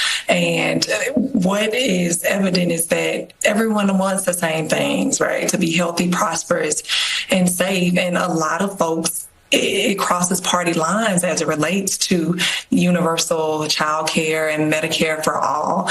And how do we pay for that? Actually, Medicare for all, we're already spending the amount we would be paying for Medicare for all right now, even while folks are still paying for co-pays and deductibles and co-insurance. You make me happy. It's like she ate a Kamala and Stacey Abrams sandwich. Oh, yeah. She does look like the love child of those She two. talks like them too. Lady, what do you mean we're already paying for it? So what she's trying to say is, because private insurance, let's look it up. How many people have private insurance in America? You should use your computer. Yeah. Your computer's much faster than your phone. It's much smarter. How many people have private insurance in America? What percentage? Let's look at this. And it's probably going to be around 37 to 38%. And then I would say probably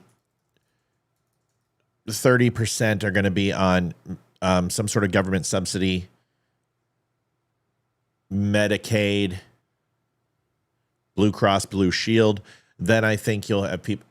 223. Okay, so 66. People. You know what? 66.1%. There's a reason why I was wrong, because I forgot about children. Yep. So 66%. Absolutely. And that number makes sense. I said about 30. That would have represented the adults. But yes, with children, which are going to be average 2.1 per household, that doubles the number. So yes, absolutely 60 million, or 60% of America would be. So that makes the rest of my, and so what are the other numbers, please? There's going to be, it's not under 40%. It's 61. What's the rest of the numbers? Yep, because we're going to want to find out about Medicare, Medicaid, military coverage, federal. Okay, so the remaining is that. So what you're saying is, and can you also put, okay, so here we go. Private plan, 227 million, 181.3 for employer-based, right? Direct purchase, 36 million. Marketplace plan. Okay. It doesn't matter. That's still private insurance. Okay. TRICARE is military. Any public plan, 119.7 million. Medicare, 66 million. Medicaid, 59 million. VA CHAMFA, 3.9. Uninsured all year, 27.1 million. And insured at some point, 310 million, 92%. So what you're saying is that you want to take more than 66% of the overall private insurance, which is subsidized by the employer. You understand that, lady? The moment you take out private insurance, all of those premiums are going to be 5 to 10 times more than they are right now. For instance, Apple. At Apple, I had the best dental, the best eye, the best life, the best dismemberment, best full accidental emergency cover. I mean, I had it all. I mean, we would literally do $10 copays. Non-generic medicine was $20. It was ridiculous. A specialist was $25. Stay at a hospital, $500 out of pocket, as many times a year as I wanted. It was the greatest insurance ever. And we paid about $500 a month for that, roughly. If I took that away, that shit would be like $3,700 a month. So what you're saying is that you want to take 66 million people who are on private insurance and then put them on a non-private pay, non-HMO, non-PPO, non-subsidized by corporations. It's going to be like, just do that. Just say, if you took all 66.1% of the people, whatever how many millions it was, and you all gave them market rates for the same insurance they were getting through their employer, how many trillions would it be? Because it's going to be trillions. It would be probably 11 trillion a year. And took them off what? I'm sorry. Took them off their private insurance and made them pay market rates. How much would we spend a year if government subsidized that? Watch this.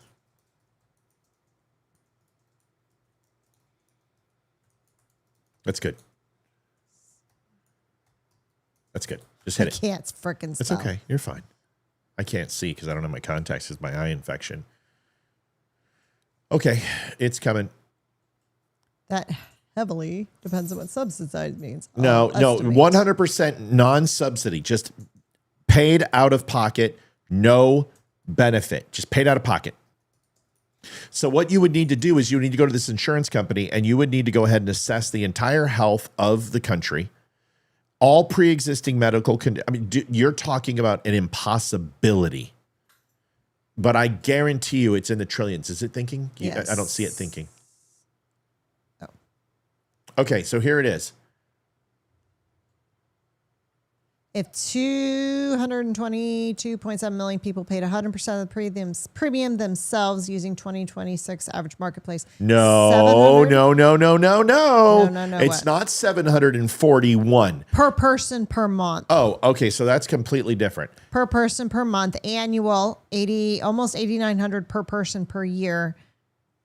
So 1.98 trillion paid annually if the government didn't subsidize any of it. And that's not even private care.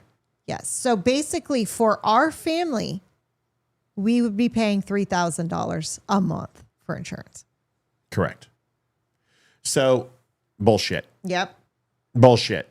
Matt, do you have conjunctivitis? No. I have inflamed eyelids in my tear ducts and they're clogged. Clogged tear ducts. All along here. It's called like buffiitis or I don't know. No, we've been trying stuff and the doctor prescribed him a gel or something to put on in his eye at night. Didn't work. And it started to help it feel better, but he couldn't Basically, Olivia needs to stop sitting on my face. Oh my God, you're horrible. So bad. Oh. You notice how she didn't deny it. Yes.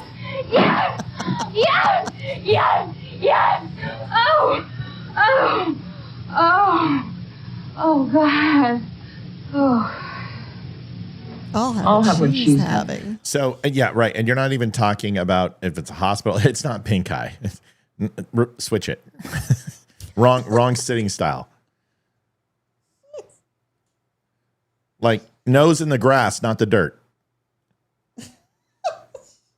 Matthew Owen Spear. What? I just wanted to make sure anatomically we had the right positioning going on. Debbie says, damn, Olivia gets the wet wipes. I love this crew. They're just what it's all about. Now let me get this straight. You went into the impound, scaled the fence, broke into the Winnebago, and smashed the bed all on a hunch. I'll believe that when my shit turns purple and smells like rainbow sherbet. Oh, give me the goddamn soap. We need to watch that. All right. Anyone says shenanigans one more time. Ooh, shenanigans. Anyone All right. want a mustache ride? Sorry. I do. I do. Stop using contacts and just use glasses. I can't. He hates the glasses. I hate the glasses because the way they reflect. I've got to go and get new glasses and get the anti-reflection, and I'll do it. But I can't stand with my hat. I think they look stupid. He wears them all day. It's just on the show. I think this looks stupid, so I don't like it. But that's me. What? I said I don't, but. Well, okay. Anyway, moving on. Man gets fact-checked on a plane. Or gets checked on a plane, and this guy's not having any of it, and this lady is cracking up over it. Watch this.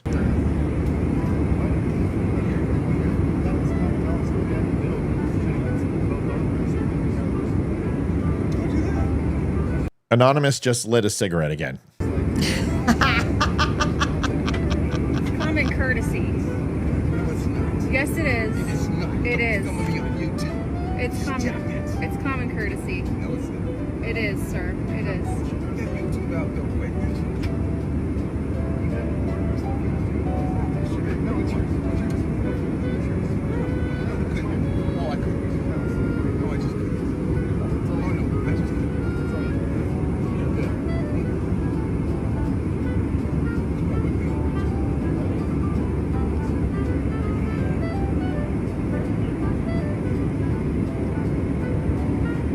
Listen, I'm going to tell you right now. I'm so confused. I have no idea what I'm going to explain it to you. Okay. Middle seat always gets the armrests. You lean forward and you put your arms in front of that person because they're in the middle. Well, they all have shit seats anyway because their seats don't lean back because they're on the wall. They're right by the shitter too. I'm 6'4", 225. I get that freaking armrest. Get that shit away from me. And that guy is just like, okay, I'll put my arms, because the other gentleman kept hitting him for putting his arm. So he has to sit like this. I don't take shit on planes. I don't. I have the meanest, I can't tell you how many times on Southwest, you know how it usually is like one empty one on Southwest and everybody takes the inside or that and then leaves the middle seat. Man, I will sit on that window and I will just do like this and I will stare when they walk by. I don't break eye contact and they don't sit next to me. And then it's some like nice, grandma who's like 5'2" because of, her bones and I'm like, ma'am, you can sit right here, right next to me. But if I don't get on the plane first, I always get the middle seat and it's the most uncomfortable thing in the world. Show some respect for people who do not have a choice about how big they are. Now, the people who are 350 pounds, fuck them. Buy another ticket. But me, I can't fix this. Trust me, I work on it too hard. There's nothing I can do. I'm a big dude. Southwest has assigned seating now, so you don't have to worry about that anymore. Assigned seating. Assigned seating. Assigned seating. Has anyone seen that commercial? Yeah, Matt got an eyeful. There's a story about that. And I will not tell it to you because Olivia won't let me. AOC is a perfect example of why women shouldn't be able to vote. Oh, goodness. AOC and sometimes it can feel very things. daunting. And as women in general, we are not taught about our bodies. We are not prepared for our own lives, whether that is in puberty, whether that is in pregnancy, whether that is in perimenopause, menopause, whether that is in so many different aspects of our lives, whether that is if you have a condition like PCOS, whether, you want to plan to have a family, whether you don't plan to have children or biologically or what have you. I think we need to show more depictions of women having full lives in every context and every choice. This is just not something that men deal with. Men run for office or, frankly, they interview for jobs and... Interview? Is she Asian? Interview. Did you hear? She's Candace wannabe. No, it is. And people don't think in the back of their mind, okay, this guy's running for office. How old is he? Oh, well, is he going to want to start a family? Or is he even, or if he does or if he doesn't, has he made a choice about, people don't go down those rabbit holes and fixate on them for men in terms of their decision the way that they do for women. And bullshit. I'm not here to talk about what's fair or unfair in this context. You just did. this is just the world that we live in today. Hey man, I want to let you know yeah. that sometimes you gotta shut the fuck up. And this current time is just one of those times you gotta shut the fuck up. I don't think you're that person. I just don't want to hear you talking anymore. You gotta shut the fuck up. Just because you didn't have a mom that cared about you or a mom at all in general doesn't mean you need to project your stupid ass shit onto me. Yep. So shut the F up. Yeah. Also, I think, in all honesty, you need to go back to your first profession, which was being a bartender, because I think if you got, people probably liked you better when they were drunk. That's the best way. Is it true what they say about the way you people are gifted? Oh, it's true. Oh, it's true. It's true. It's true. It's true. I don't think she needs to be a bartender. I think she needs to understand that men are at high risk of prostate cancer. Men are at high risk of heart attacks and strokes. Men die earlier than women. Their health care is more expensive. Surprisingly enough, men after 50 have more time out of work than women do. Women are actually more, even though they have, what do you call it? Parental time off. Come on. It was PTO, family leave. Family. But maybe. What the hell's it called? It's maternity leave? Maternity leave. Oh. Even though they have maternity leave, and there is paternity leave too for men. That's happening, but it's not the same as women. Men get like 2 to 4 weeks on average. Women can get up to like 3 months, and some don't even get that. Some only get 45 days. I know women don't jump down my throat. I know what you get, but the fact that you push that bowling ball through your vagina and then you're back to work is an amazing thing. But even with your maternity leave, women still have longevity over men in the workplace. 100% fact. At no time did I ever say the following words: what if she gets pregnant and get married? I shouldn't hire her. And folks, I have hired 30,000 people in my career. Ask her. Yes. I hired for 3 Apple stores. That alone, we went through 30,000 applications. We hired 3,000 people. I have hired tens of thousands of people and interviewed tens of thousands of people for jobs. I have never went, God, what if the bitch gets pregnant? What if I get bitch pregnant? Never said that in my life. What if she gets married? Nope. You want to know who does? Women. What? Women think that when they hire people because I had somebody and when we were moving to Albuquerque and I just found out I was pregnant and I was looking for a job when we were there looking for places to live, and I managed to get a job interview, and we went and got me some baggy clothes because I was already showing because I was freaking huge. Yep. And she tried beating around the bush and asked me, "Oh, do you guys plan on starting a family?" And you can't ask me that question, but lady. I got hired, and I never said I was pregnant and didn't say anything. But of course, I had to come out afterwards, and yeah, I'm pregnant. And she told me straight up, if I would have known you were pregnant, I wouldn't have hired you. Yeah, it's just not something. Come on, dummies, $5. I've been here for 5 years. I've never seen goal hit at $5 at a time. Yeah, and the interesting thing about $5 challenges is even though it really helps us hit goal, these companies take more. The more you donate, the less of an impact it is. What was that? It was Debbie wearing a hat. She sent me a picture of her wearing a hat. Oh, well, I need to put that up on the site. So anyway, so here's the deal, folks. We got to put goal on the clock. We're way past it. We want to stay an extra half hour tonight. We like late Friday nights. We really do. We need your help. So goal is on the clock. We were on time tonight. So I got to put this thing on for 16 minutes. I don't know if we can hit it in 16 minutes, Livy. I don't know. 16 minutes. The smackdown for everyone, can you? It's 15 minutes. We 16 minutes, folks. We got to hit it. We got to do $145.30. Let's go. Bomb threat. Wanted to announce the arrest of Jessica Bowie, age 35, of Albany, New York. She's charged with 1 count of 18 U.S.C. 2, attempting to provide material, support, or resources to a designated foreign terrorist organization, namely the Islamic Republic of Iraq, commonly known as ISIS. On Wednesday, August 19, 2026, Bowie was apprehended by law enforcement for her actions attempting to provide material support to designated foreign terrorist organizations. Aw, Tammy says, I actually expected you guys to take tonight off for a longer anniversary weekend. Geez, wouldn't that have been nice? But we can't. We can't. We have to continue to work because we have bills to pay too. And we got plans and we got things. We got a business. We got to run.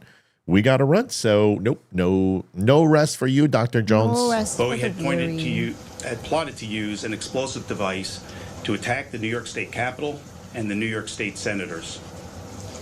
The American people embody an enduring spirit of life, liberty, and the pursuit of happiness. Values fundamentally opposed by foreign terrorists, organizations such as this one, and this defendant is accused of supporting. This is not the only one. There was a Navy sailor who was trying to purchase supplies, bombs, rockets, and everything else from undercover agents. So we've tried to explain that to people that get frosty. You know what I mean? Keep your head on a swivel, because I'm telling you, and this is just as honest as I can be, the more and more illegals that are here that are feeling empowered due to Lisa says, can you donate using a credit card? Yes, ma'am. Let me explain how you can do it. You can go to thedumbshow.com/donate. Real easy. Just the dumb show without a B. It's right down here. See this? Thedumbshow.com/donate will take you to our website. You'll look at our website, immediately know that we're legit. It's probably one of the nicest sites out there for shows like this. And there's shirts and coffee and everything else. But on that donate page, it will have PayPal. It'll have Venmo. It'll have Cash App. It'll have, you can mail in a money order if you want to. You can also do a credit card or debit card through any of those things. The easiest way is to pick an amount, put the credit card in. It is 100% secure. It's 256 megabytes of encryption. It's all secured access and secure servers. And we go directly through PayPal, Venmo, Cash App, or our credit card service provider through Shopify. So it's all secure, 120%. So yes, you can absolutely help us out. Thank you so much for asking. So the more and more that we get more Hamas supporters and more people in the street, more people doing stupid stuff, and the more that we accept Islam in this country, the more they will push and get away with doing horrible things. And it's just a matter of time before you start seeing these terror attacks that the rest of Europe and the rest of the world are suffering from here in the United States. We've been very fortunate for them not to bring that ground game here, but it's just a matter of time. What are you struggling with, Punky Bear? Streamlabs will not load. Close your Safari. I did, and I reopened it and refreshed it, and I. Sorry. Close the Safari. Okay. Open up Chrome. And go into Chrome. Okay. It's a conflict. You have too many windows open and your cookies need to be refreshed. But if you do that, all your windows are going to close. So you got to go through Chrome. Thanks, Matt, for being the technical guru and genius that you are. You're welcome, honey. I love you. Love you so much. Love you, baby. He has conversations with himself all the time. Well, you force me to when you get frustrated about not having, you know what? Shut up. I know that one too. Get out and leave the public schools if you don't like it. Go to private school. Man, this is getting... Parents shouldn't have to pass an ideological test to participate in public education. Oh, here's what our detractors are telling us, by the way. You don't support school hiring a trans teacher? Maybe public school isn't for you or your family. Maybe homeschool. Maybe private school. That's right. Maybe pay taxes into the school system and then pay again to escape from it. Point is, parents, not administrators, not academics, not social justice activists, remain the primary moral authority in the lives of their children. And I'm not surrendering the formation of my children to people who think my family, our traditions, and moral convictions are something they're obligated to disrupt. God entrusted their upbringing to us, not over-educated administrators with late-stage luxury beliefs. And that's not hatred, that's fatherhood. And I'm here tonight because when a member of our community is being targeted, or publicly vilified, we have a responsibility to speak up. Tonight I'm speaking in support of an educator, a young teacher who's in her first job out of college. She chose education. She chose to serve children. She chose to bring the arts, creativity, and learning to the classroom. And instead of finding encouragement, she has become the target of political attacks because of how she wants to show up in the world. Let me be clear, no teacher should be targeted, harassed, or publicly vilified because of their gender identity. As the NAACP, we believe in equal protection, dignity, and fairness for every member of our community. We also believe that our schools should be places where children can learn and educators can do their jobs without being turned into political targets. Unfortunately, there has been no photo released of this transgender teacher, but what's going on here? So according to this, it looks like they just recently hired this Middle Creek Elementary School in North Carolina, hired a transgender music teacher for the upcoming 2026-2027 year. The teacher identified in some outlets as Aria Derrick, previously Canon. He now presents as a female non-binary and referred to as Ms. in the classroom. So he's a male demanding to be called Ms. And look at this, he shows up to school wearing feminine clothing, including dresses and skirts. No. So we have a biological male teaching elementary school students and demanding to be called Ms. wearing a dress. This is where we are as a country.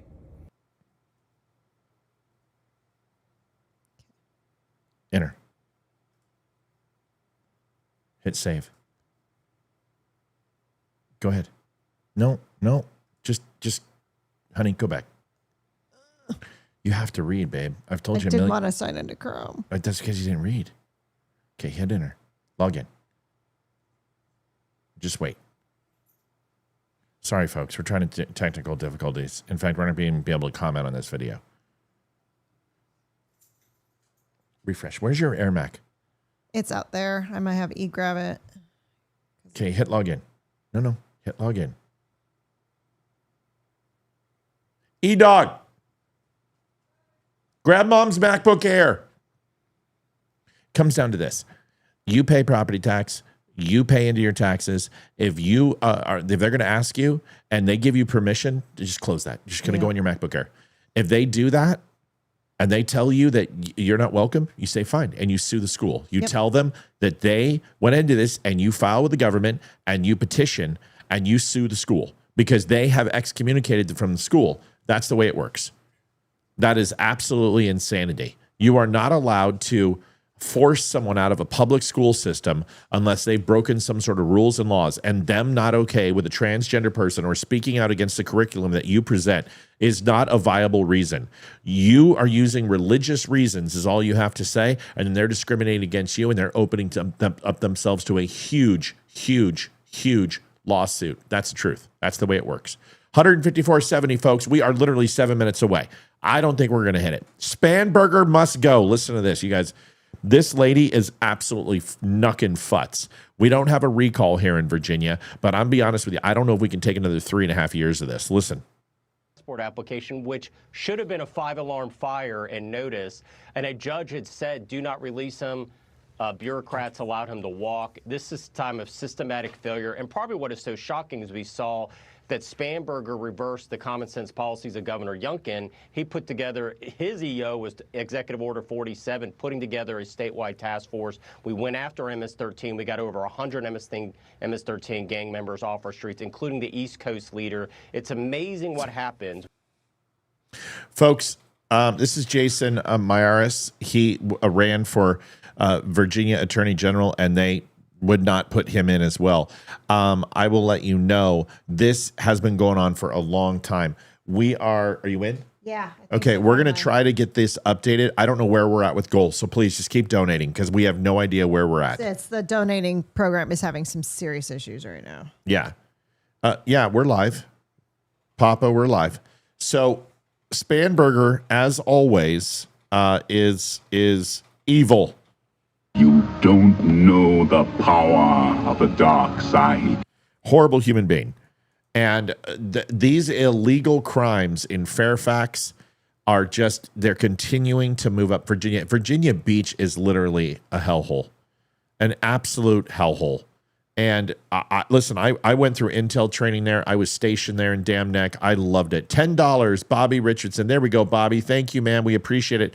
We're going to get ourselves a chicken to announce the donations to, like Leroy brings. And I got to get that. But yep, $10, $164.70. Folks, we got 5 minutes. 5 minutes. 5 minutes. 5-alarm fire. I'm trying to go through these quick because I don't think we're going to hit it. And I don't know if we're going to have overtime. Angela Hills donate $20. Oh, wait a second now. Hold the phone. It looks like we're getting the posse back together. People are starting to donate. Holy moly. I'm a Here big it comes. fan of money. I like it. I use it. I have a little. I keep it in a jar on top of my refrigerator. I'd like to put more in that jar. That's where you come in. Can Spanberger actually award all electoral votes to the popular vote winner? She pushed that through. The Supreme Court's going to shoot it down. It is unconstitutional. They're not allowed to do that. It's a federal election, and although the state can print their own ballots and other things, and they can run it the way they want, they can't change the federal rules. Debbie Boggs donated $50. Come on, folks. Thank God it's Friday. Happy anniversary, Matt and Olivia. Thank you, Debbie. We appreciate you very much. $234.70. Folks, that is $65.30. Yeah? I think. $65.30. We're getting there. We're getting there. Let's go. Here. Sorry, this is annoying. I apologize. It's okay. Hijab demo. This woman decided to go into a class and teach what it was like to put on a hijab. Folks, this is hilarious. This woman is gold. Liv, we've got 3 minutes. You got to watch this. Try to get those in fast. Okay, Steven, donate $10. Happy anniversary. Thank you, Steve. Can I say that my sophomore year of high school, we had to have somebody come in and do a guest presentation for us. Saying thank you. And one of my friends, they had lived in Saudi Arabia for 10 years. So her mom came in and brought her whole thing and talked about living in the Middle East as a woman. Holy cow. It's insane. Holy crow. I got to get that. Will you remind me to get some Not Another Teen movie? Holy crow. Yes. Folks, here's the video. Real close to goal. 3 minutes away, folks. 3 minutes. We got to hit 300. It's our anniversary. Come on, if we can't do it now, when can we do it? Here is the hijab demo video, and this is glorious. Watch this. So I didn't have the heart to throw this one away. So I brought it today to show you what it looks like. So you wrap this around. This is part one. And then you get, of course, this red would never be acceptable. And then you take the second part, which is the niqab. So this is called a hijab that I'm wearing. And then this part here is called the niqab. They're called different things. Sometimes they're called a burqa if you're from Afghanistan, or chador. If I was in the company of women or people like... They're called freedom blankets, folks. Freedom blankets. All you women, how would you like to wear one of these? Patricia Luza donated $5. There we go. $249.70. We are $50, $51.30 away. $51.31. We need it. Well, actually, we were $50.30 away. I didn't want to go ahead and do that. Love the show as always. Patricia, you're the best. a doctor or something like that, then I could lift up the eye part. But if I ever left the home, this had to be down, and this is how I lived. And then, if you can imagine, the rest of it is all black as well, with the socks and the gloves. It's not like I left home anyway, you know. I left home once a month for prenatal visits, because other than that, there's no reason for a woman to leave the house. A woman, even her... You hear that, Liv? Yeah. That means you have to go grocery shopping around all the errands. No, you can leave anytime you want. Exactly. Should not be heard by strange men. You should be hidden away completely from men, other than your husband, of course. Silence! So there are a lot of people these days that are calling the hijab and the niqab empowering. And so I'm just going to pass this around, and you can try it on. There you go. And just have it on for, you know, a few seconds or so, and see if you feel empowered. Good for her. You can't expect to wield supreme executive power just because some watery tart threw a sword at you. Good for her. You shut your mouth when you're talking to me. I love it. Kirsty Warthen, thank you so much. Appreciate it. Also, Steven Seismack, I got your donation twice. Is that a mistake or is that a real donation? Please let us know if we should refund you. Did you mean to or not? And Stephen, let us know and we'll fix it for you if we did. Yeah, I mean, listen, I think it should go in every class across America. I think every woman should have to try it on. Well, let me ask you a question. Okay? Yes. If you are a part of a religion that forces you to do something, should you not be educated on what that means at some point in your life so you can make the best decision for your future? Yes. Great. In my opinion, yes. Let me ask you a question. What if there was forced sterilization in a religion? Because there was a time in America that forced sterilization was actually taking place. Should we not know about that? Yes. Okay. And if you have a bunch of people from the Nation of Islam who believe that now I had a massive argument. Remember, when the older millennial was on here, we got into that conversation. I didn't raise my voice at all. He did. He got upset. He had too many drinks, but he tried to explain to me that somehow we were supportive of Islam. We weren't supportive of Islam. I just wasn't going to agree with him that every single person who is Muslim is a rapist. And a pedophile. Yeah. Wasn't going to do that because it's not true. I also wasn't going to go ahead and say that they don't allow women to drive in Saudi Arabia, which is also not true. It's just not true. I can't say that. I could say that 5, 6, 7 years ago. I can't say that now. So see, I'm all about honesty. I'm all about the facts. Now, you asked me the question, do I think Islam is completely antithetical to Western civilization? Yes. Do I think they can coexist? Yes. No, I don't. And do I think they can assimilate? No, not at all. Even the people who've been here for 25 years, they can't assimilate to Western civilization. Nope, not at all. But you can't sit here and tell me that every single Muslim is a pedo because it's not true. It's a blatant lie. That's like saying every single person in America is a heterosexual. That's a lie. Just like saying every single person is homosexual. That's a lie. Now, when he kept asking me and goes, did Muhammad fuck a child? Yeah, I've already agreed with you 120% he did. But the age was never dignified. But I can also go ahead and say that, God impregnating the Virgin Mary, who was also not a declared age and was underage, and a lot of historians think between the ages of 12 and 16, you could also take the same argument that that's a little weird. But back then, a woman That's at right. 13, majority of the time, they were married and had kids. And I remember reading a story about two women who said that they were old maids because they weren't married yet.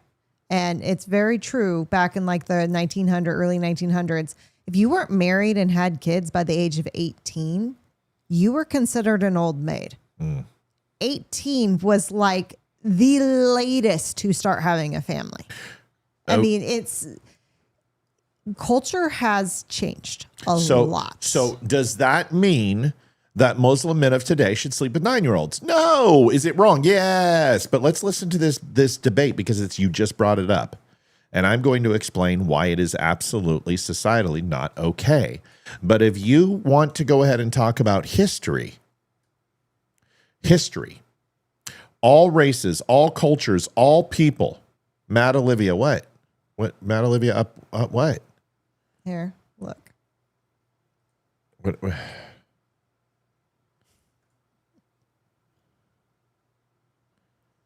Right here. Oh, Thank you. Who's that? Kimberly Jergermeyer. Thank you, Kim. Did Kim say something about it? No, she just. But why did Sherry do the arrows up? Probably because let me see. I don't know. Hang on. Because we're not on overtime. We're out of time. Actually, we got to go. That's why. I don't want to go. Matt, I'm sorry for the late comment response to the eye thing. So would you call those dewdrops? That's funny. Steven said the extra one's good. Thank you so much, Steven. I appreciate it. All right. Well, folks, we're at 254.70. We really wanted to hit it tonight. We super, super duper wanted to hit it tonight, but this is the last one tonight. We would like to stay to, I've got plenty to do for the rest of the night because this conversation's going to a good place, but this will be the last one. Muslim age question on kids. Let's listen to the debate and where we stand on it, because I want to make sure that everyone understands. There are a lot of things. Steven's replied to me. Oh, Olivia got it. Yeah, I don't hit Olivia on that stuff.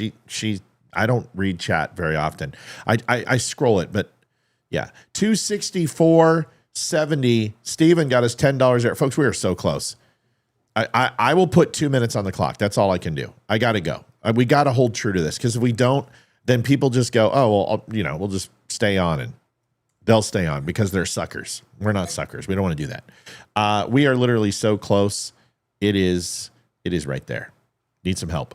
Grasping. But here is your argument right here. Here it is. Listen to this debate. Okay, I don't think any 9-year-old ever is okay to have sex with, but the Prophet, the most perfect man in Islam, did. That would be a claim where for every 9-year-old, then you would have to substantiate why that individual is not. Yeah. I can. Okay, fine. So you think that you can't make general claims for like age and growth? Okay. Do you think it's wrong to have sex? Hold up. Pause. Is it wrong to have sex with toddlers? Ever? Yeah. Okay. Yeah. Always. It's always wrong, right? I don't know. Because if you're a liberal who denounces God, what is your objective morality based on? So I guess that would be my first question. Well, it depends. Who are we talking about?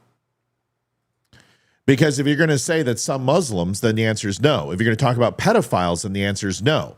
If you're going to be talking about people who support minor attracted persons, then the answer is no. So I can't make that claim unless you tell me where is their objective morality coming from, or is it their own subjective thoughts that defines morality?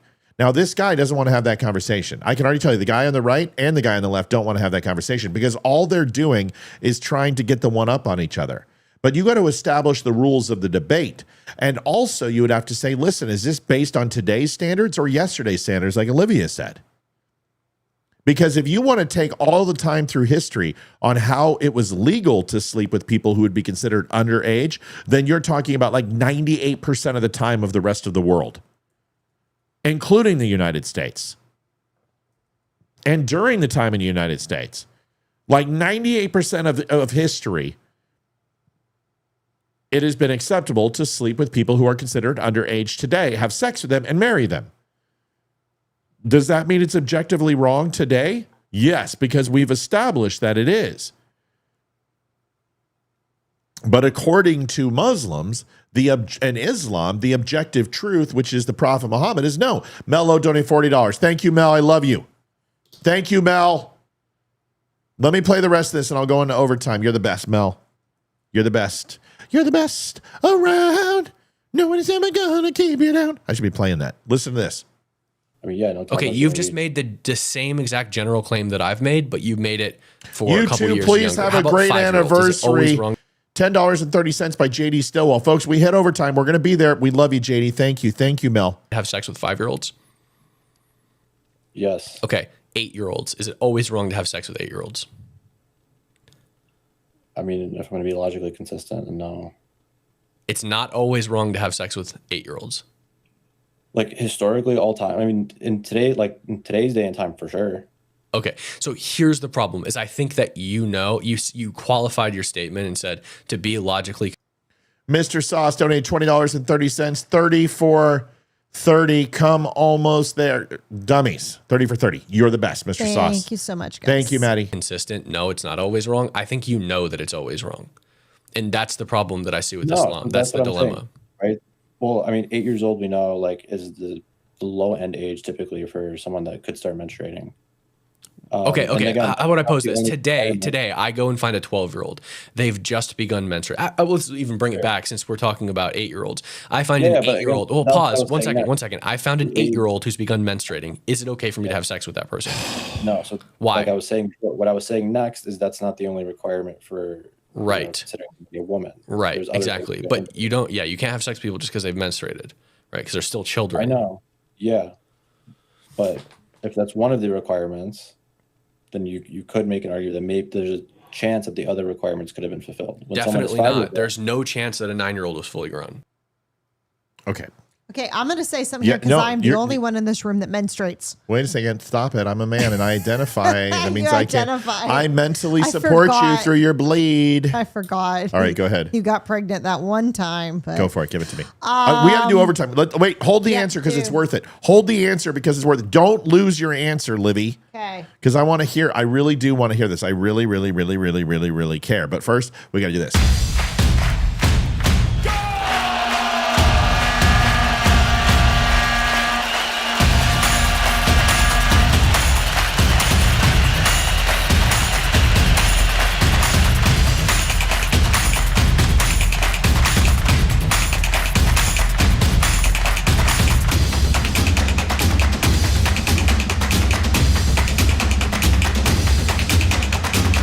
Believe in miracles? Yes! Unbelievable! Outstanding. Thank you, everybody. Dumb Nation. Glad we hit it. Makes it so much easier. And we get to stay for an extra 19 minutes. So we're going to do that. Thank you guys and girls. Okay. Go ahead. It's all the floor is yours, Olivia. So he needs to be educated before he can debate a subject. No. The average age for a girl to start menstruating is not freaking 8. Is he effing insane? What is the average age?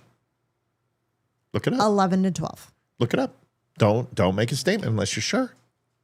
But I can tell you that. Don't because I thought it was between 10 and 13 years old. Like is somewhere in that time frame is usually like the most common. I think there's some late bloomers that probably go ahead and start at 14. I think there's some people who've started at 9 and 8 years old. Let's find out. Let's have the conversation. See, the interesting thing is I don't think this conversation has anything to do with it. I don't think menstruation has anything to do with it. But let's find out. Go ahead. Keep talking. So that is way early, like super early. I can tell you I was 11. Read it. But I didn't start getting regular until I was 13 and a half. What did I say? Average age is 12 and a half years old, usually 2 to 3 years after breast development. It's amazing that I don't have menstruation, but I knew the time frame. Yeah, cycle becomes consistent, commonly takes 1 to 2 years. And exactly, I was 11 and I became consistent at 13 and a half. And we started sleeping together like 6 months after that, folks. Gosh. Which that is so, such an embarrassing time. I can tell you that I hadn't had my period in like a year. My 13th freaking birthday. 13th keep birthday. on subject. I'm trying to. Okay. Go ahead. Anyway, started at school, everywhere. It was the most embarrassing day of my life. Hated it. I was so. What grade were you in? I was in freaking 7th grade. My 13th birthday party.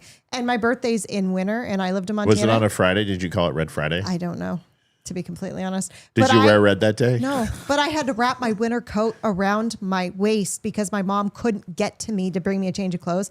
My computer teacher felt pity and let me sit in the computer lab for 3 hours. Until my mom brought me So my God. Anyway. I understand. But let's have that conversation. Can I explain something? Yes. Okay. Everyone listen to me. I'm listening. Let's. Hi. Oh my gosh. Call it out, stop. Liv. Call it out. That's all you. Oh, Deborah, very happy anniversary. Thank you, Deborah. We appreciate you. Ashla, she wants love. She wants does. love just like Deborah Puri wants love. She wants the love. The fur Look at her missile. looking at you. The fur missile wants love. Hello, fur missile. Okay. Listen, here's my thing. I appreciate everything you just said. Live. Focus. Focus. I got to Call look him down out. here for Call it donations. out. Call it out. Miss Courtney Dadu, 2110. Thank you so much. Appreciate it. Thank you, Courtney. All right. Listen. Yes. We need to have a conversation from a physical perspective. Yes. And just because a young girl has started her period does, and let's just get the conversation out of the way, okay? Because this is going to be pretty. Vaginal penetration at 12 and a half years old is from a full grown male, you are going to destroy that little womb, and that poor little girl will never have kids. Plain and simple. If you actually go through and read French and English history all the way through Scandinavia, you can go to Belgium, you can go to Luxembourg, you can read all about nobility. A lot of the young girls, they waited until they got their first bleed, and what they would do is they'd have sex with a man, and she wasn't able to reproduce because the trauma of that event was not able to copulate and reproduce because of the actual violation and the act itself. So what they would do is nobility is they would have, and I'm not trying to be graphic, but they would have another woman perform on the man, and when he was ready, he would then obviously do the thing to get her pregnant at 1/4 the penetration. This was an acceptable method for any relationships that were too young for this. That right there tells you there's something really wrong with having sex with a child. Now, that's the physical. Okay? We've talked about the bleed. We've talked about how they are not ready for that experience. And that violation that happens forcefully from a rape or incest or sexual assault also permanently screws up girls from having children. Not always, most of the time. Now you got to talk about the mental side. What type of man has the mental acuity of a 9 or a 10 or 11 or a 12-year-old that somehow finds those girls to be interesting from anything other than a physical sickness? If you're sexually aroused by a prepubescent girl, there is something wrong with you. Yes. Because there is no mental attraction. How can it be? Seriously, what are you going to talk about? Hopscotch and freaking Barbie dolls? Barbie dolls? There's nothing there. Now you need to talk about the emotional damage that it will do to that girl, not to let her go through puberty properly, not to allow her to go through the commonalities that most do to maturity mentally. And you are giving her a trauma that will keep her perpetually in an adolescent state. And her emotional acuity will stay in that level of that age group for life. These things are not normal. They weren't normal in the 300s. They weren't normal in the 1200s. They weren't normal in the 1600s. And it's not normal today where it still happens in the world. Just because it was socially acceptable doesn't mean it was right. That's what the guy should say. It wasn't right then, it's not right now, and it won't be right tomorrow. Period. No pun intended. I was just about to say that. So anyone that says that it's okay is absolutely batshit crazy. Yes. Because it's not. It's not okay. Now, let me ask you this question. Is it okay for a 19-year-old boy to date a 16-year-old girl? In my opinion, no. How old's Miles? 16. He's going to be a senior. Yeah. His birthday's in a month. So he's going to graduate when he's 17? Yeah. He did homeschool his entire life, so he's super advanced. So he processed in. Yes. He could have gone in as a sophomore or a junior. I got it. It's okay. Junior. I got it. Okay. So I will tell you that if a 19-year-old boy came knocking on my door to date my 16-year-old girl, I would personally bounce that little prick off my property. And age is a big difference later in life. We are 6 years apart. Okay. But I was 18 and you're 24. That's a big difference of if you were 18, because I would have been 12. Wait a second. And Stop. That's just wrong. I'm not going to allow a 19-year-old boy to date my 16-year-old girl. No, I did not say that was okay. But if an 18-year-old boy wants to date my 16-year-old daughter, there's a conversation that can take place. But if it's a 19-year-old, I'm like, bro, you should be dating college girls. You should be dating someone age. That means you spent almost 12 to 13 years in the school system and you weren't able to find someone your age. That is an alarm bell to me that you're abnormal. Something's wrong with you. But if an 18-year-old does it, I don't care. The fact that he's a senior and dating Hayden, I'm fine with that. I don't care. Here's the other thing. I don't care if a man is 26 and dates an 18-year-old. That doesn't bother me either. I was what, 24? You were 24 and I was 18. 24 and 18. The mental maturity is you are a fully developed woman who has a fully developed psyche, and you are fully able to comprehend and probably lead the relationship based on your mental acuity. You're probably there at 17 too, but it's illegal. You're probably there at 16 too, but illegal. So in no way, shape, or form is it okay for a 19-year-old to try to date my daughter. Period, plain and simple, end of story. That's it. She thinks it's gross. Well, she's like, no. So the argument isn't, is it okay to sleep with a 9-year-old? In no moral, objective society is sleeping with a child in a physical way okay, because it doesn't matter about period. It doesn't matter about her mental. Physically, you are doing irreparable damage to her womb. End of story. That's it. There's no, what about a blowjob? You're doing now emotional damage to that child. And that's the second phase of this. There's no conversation here. So do I believe that everyone who's a Muslim is having sex with little girls? No. And do I believe Islam preaches that? No. I don't buy it. Do I believe there are fanaticals who absolutely detest women? Yes. Do I think there are fanaticals who absolutely believe that sleeping with a 9-year-old is okay? Yes. Do I believe that there's fanaticals that sexually traffic girls, beat them, cane them? Yes. And there's also people in the United States who do the same fucking thing. It's not so much Islam, it is the culture, and that they are still in a completely golden era of thinking. I would even put them back to Silver and Stone Age. I mean, we're talking to 1600 mentalities in some places in these Arabic communities. That's it. So, is Islam and its entire we're terrorists and kill everybody? No. Are there things in their religion and in the Quran that talk about killing Christians and Jews and the infidels? Yes. Does it talk about fucking kids? Yes. But if you go back to the Old Testament, there's stuff about selling your kids to slavery. And what do you think those slaves were doing? Slavery was condoned by the Catholic Church. Stoning your mother. Being put to death. Working on the Sabbath. There's a lot of things. Oh, but the Old Testament, you can't do it. You can't do it, Matt. You can't say, yes, I can.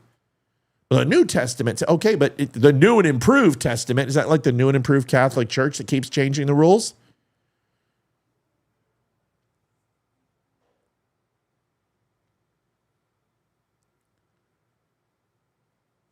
So all I'm saying is that cultures impact morality, but it does not change the objective truth of morality. People know the difference between right and wrong. They know the difference of raping a child or raping a woman is not right. They know stealing is not right. There are some basic fundamentals that is in our DNA that goes against our human code, and that code was designed by God. And I guarantee he imprinted us with that conscience that you constantly keep ignoring. My husband was 21 and I was 17, been married since 1973. Completely understood, and I'm not questioning it at all. I'm not questioning it at all. I'm just telling you it's illegal, so I wouldn't participate and allow my daughter to participate in that. But the day she turns 18, have fun. Hey, go sleep with a 65-year-old multi-billionaire so we can pay off the house. The only reason I say it is it's illegal. I'm not judging you. She was 18. I was 24. I'm not questioning it. My parents were 11 years apart. My his parents were 18 years apart. My dad robbed the freaking cradle. She was 18 and he was like, what, 30? 29. Yeah. Yeah. So I get it. It's a different time back then. There were rules. There was respect. You know what I mean? It was different. I just think we need to understand is that if you want to go from a historical perspective, it's much different. Okay? That's all. We got 5 more minutes. Yes. We were talking about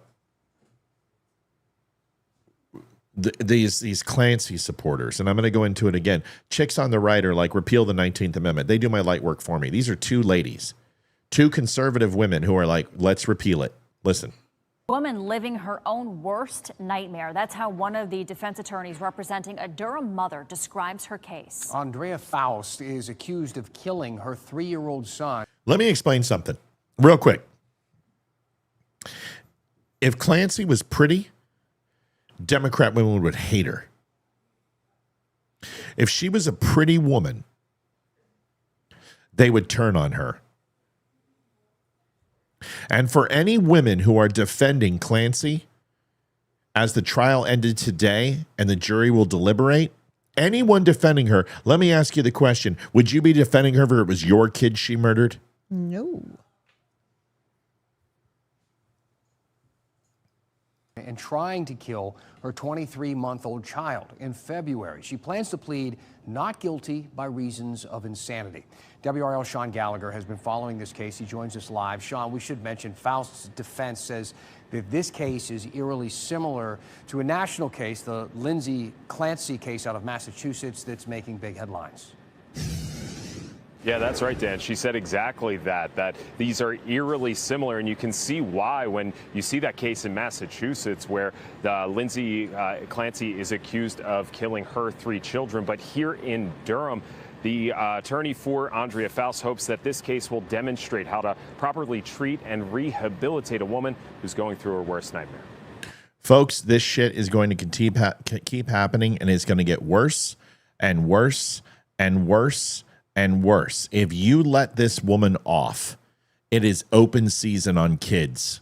I walked down the numbers last night. Do you guys remember when Leroy said that more men are serial killers than women? And I'm like, what a stupid, like, I was so frustrated at Leroy.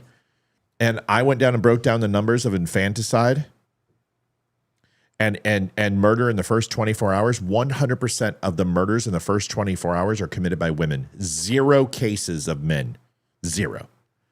In the first 24 hours, more women kill their children than men by 100%. Infanticide, 71.3% of all babies murdered are by the mother. It's not the father. We're the patriarch. We're the protector. We don't want girls and our women to get abortion. Most of us offer marriage, as I did. Right, Liv? Yep. And some of us stood by for 21 years and paid child support, even when they never got to see their son. Men don't go around and murdering. I'm not saying they never do. I'm not saying they never do. Of course they do. Of course they do.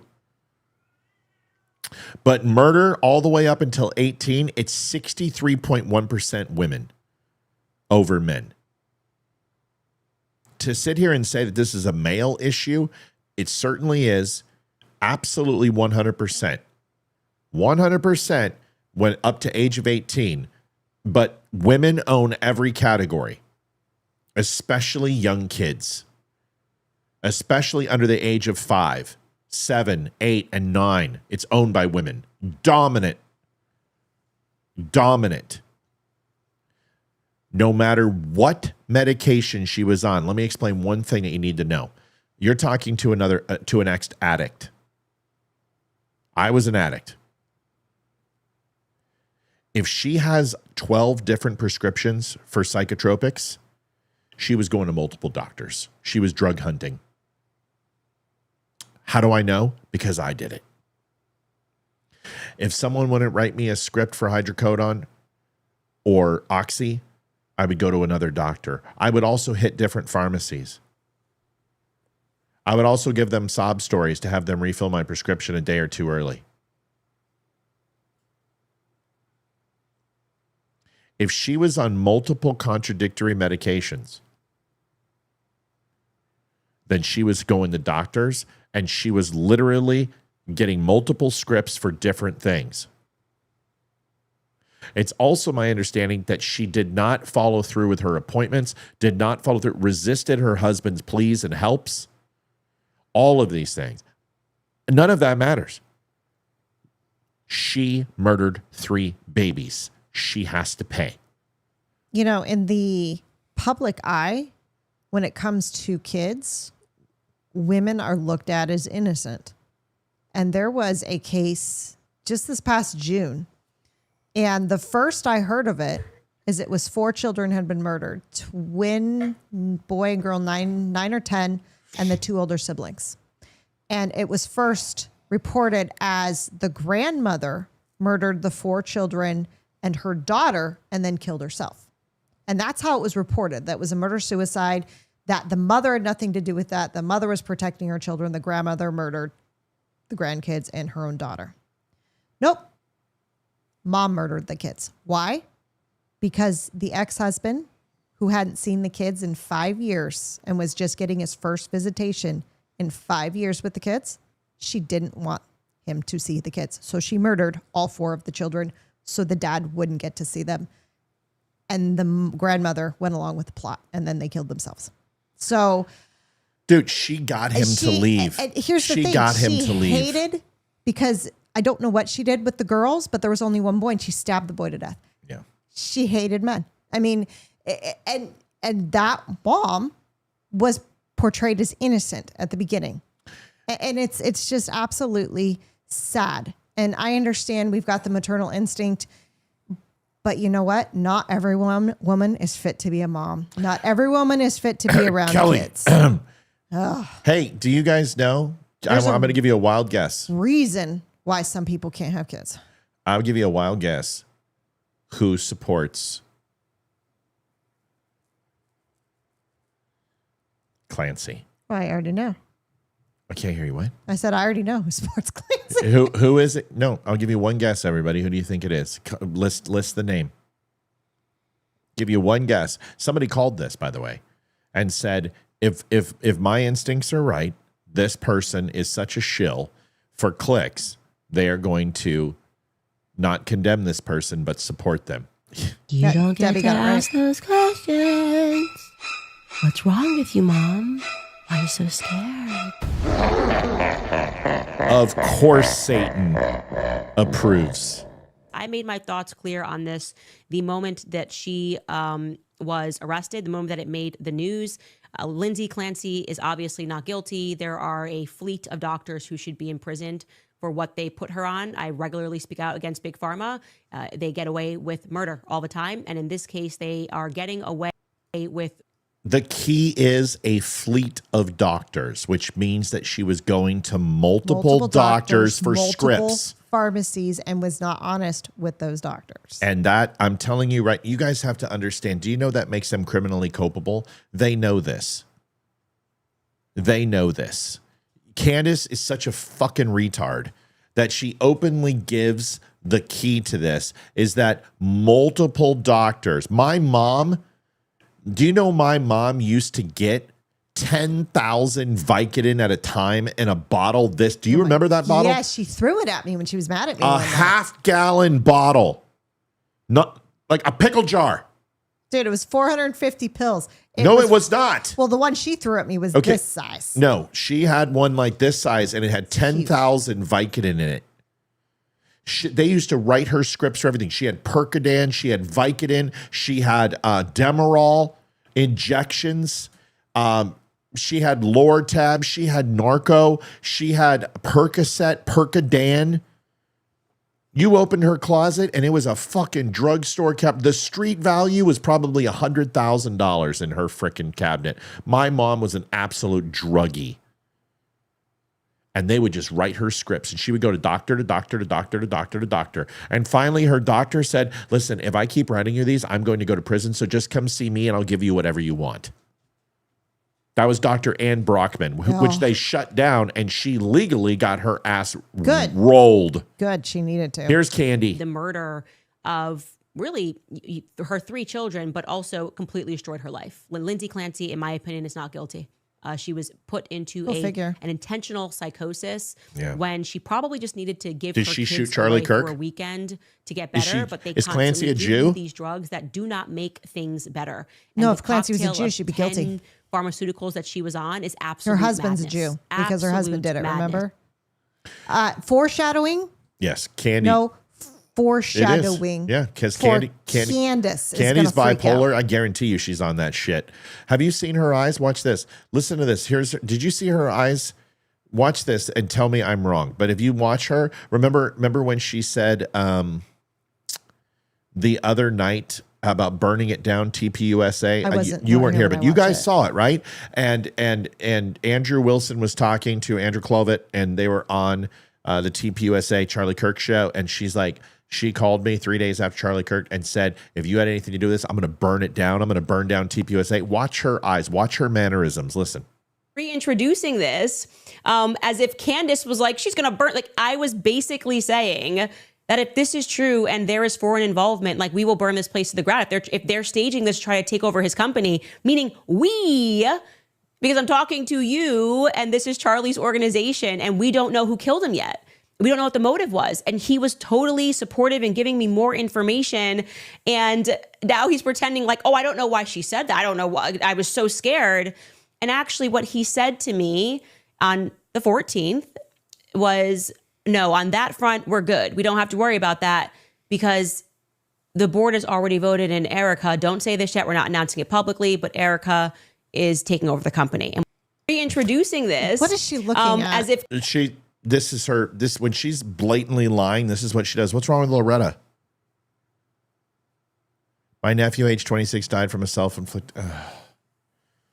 Darn it, Loretta! I am so sorry. His brother got to leave from Army to take care of his funeral. Do you need any help? Do you need anything? Anything we can do? I'm so very, very sorry. I'm sorry, Loretta.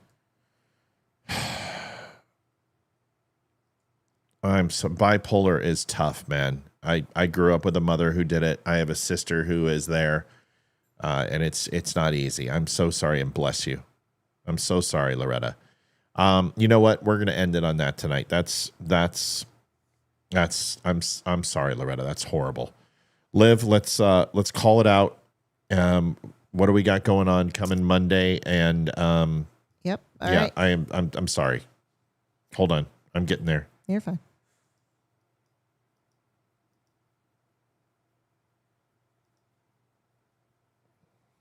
Dude. Oh, that's why. Sorry, I'm tired. Long day.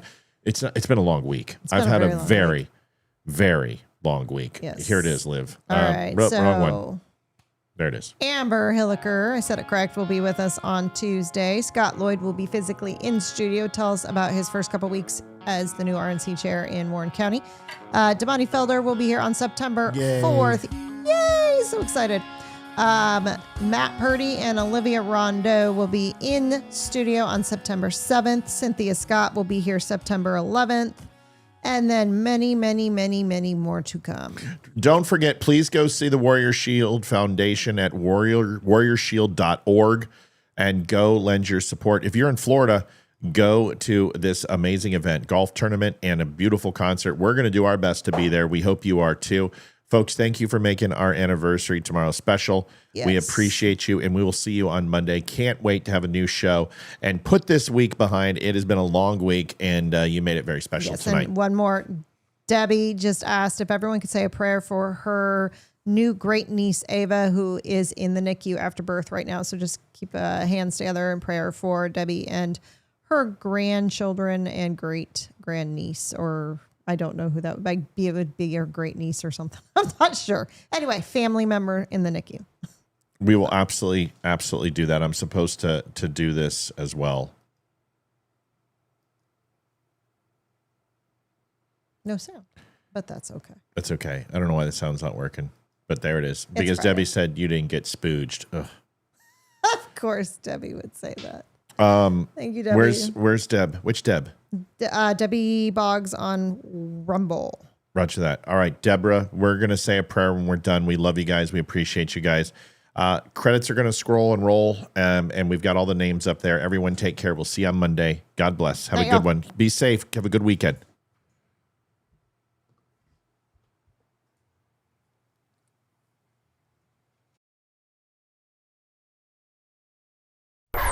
This is the Don't Unfriend Me Show with your hosts, Matt, Leroy, and Olviia. Geopolitics, military analysis, and election coverage. Coming to you live on all major social media channels at The Dumb Show.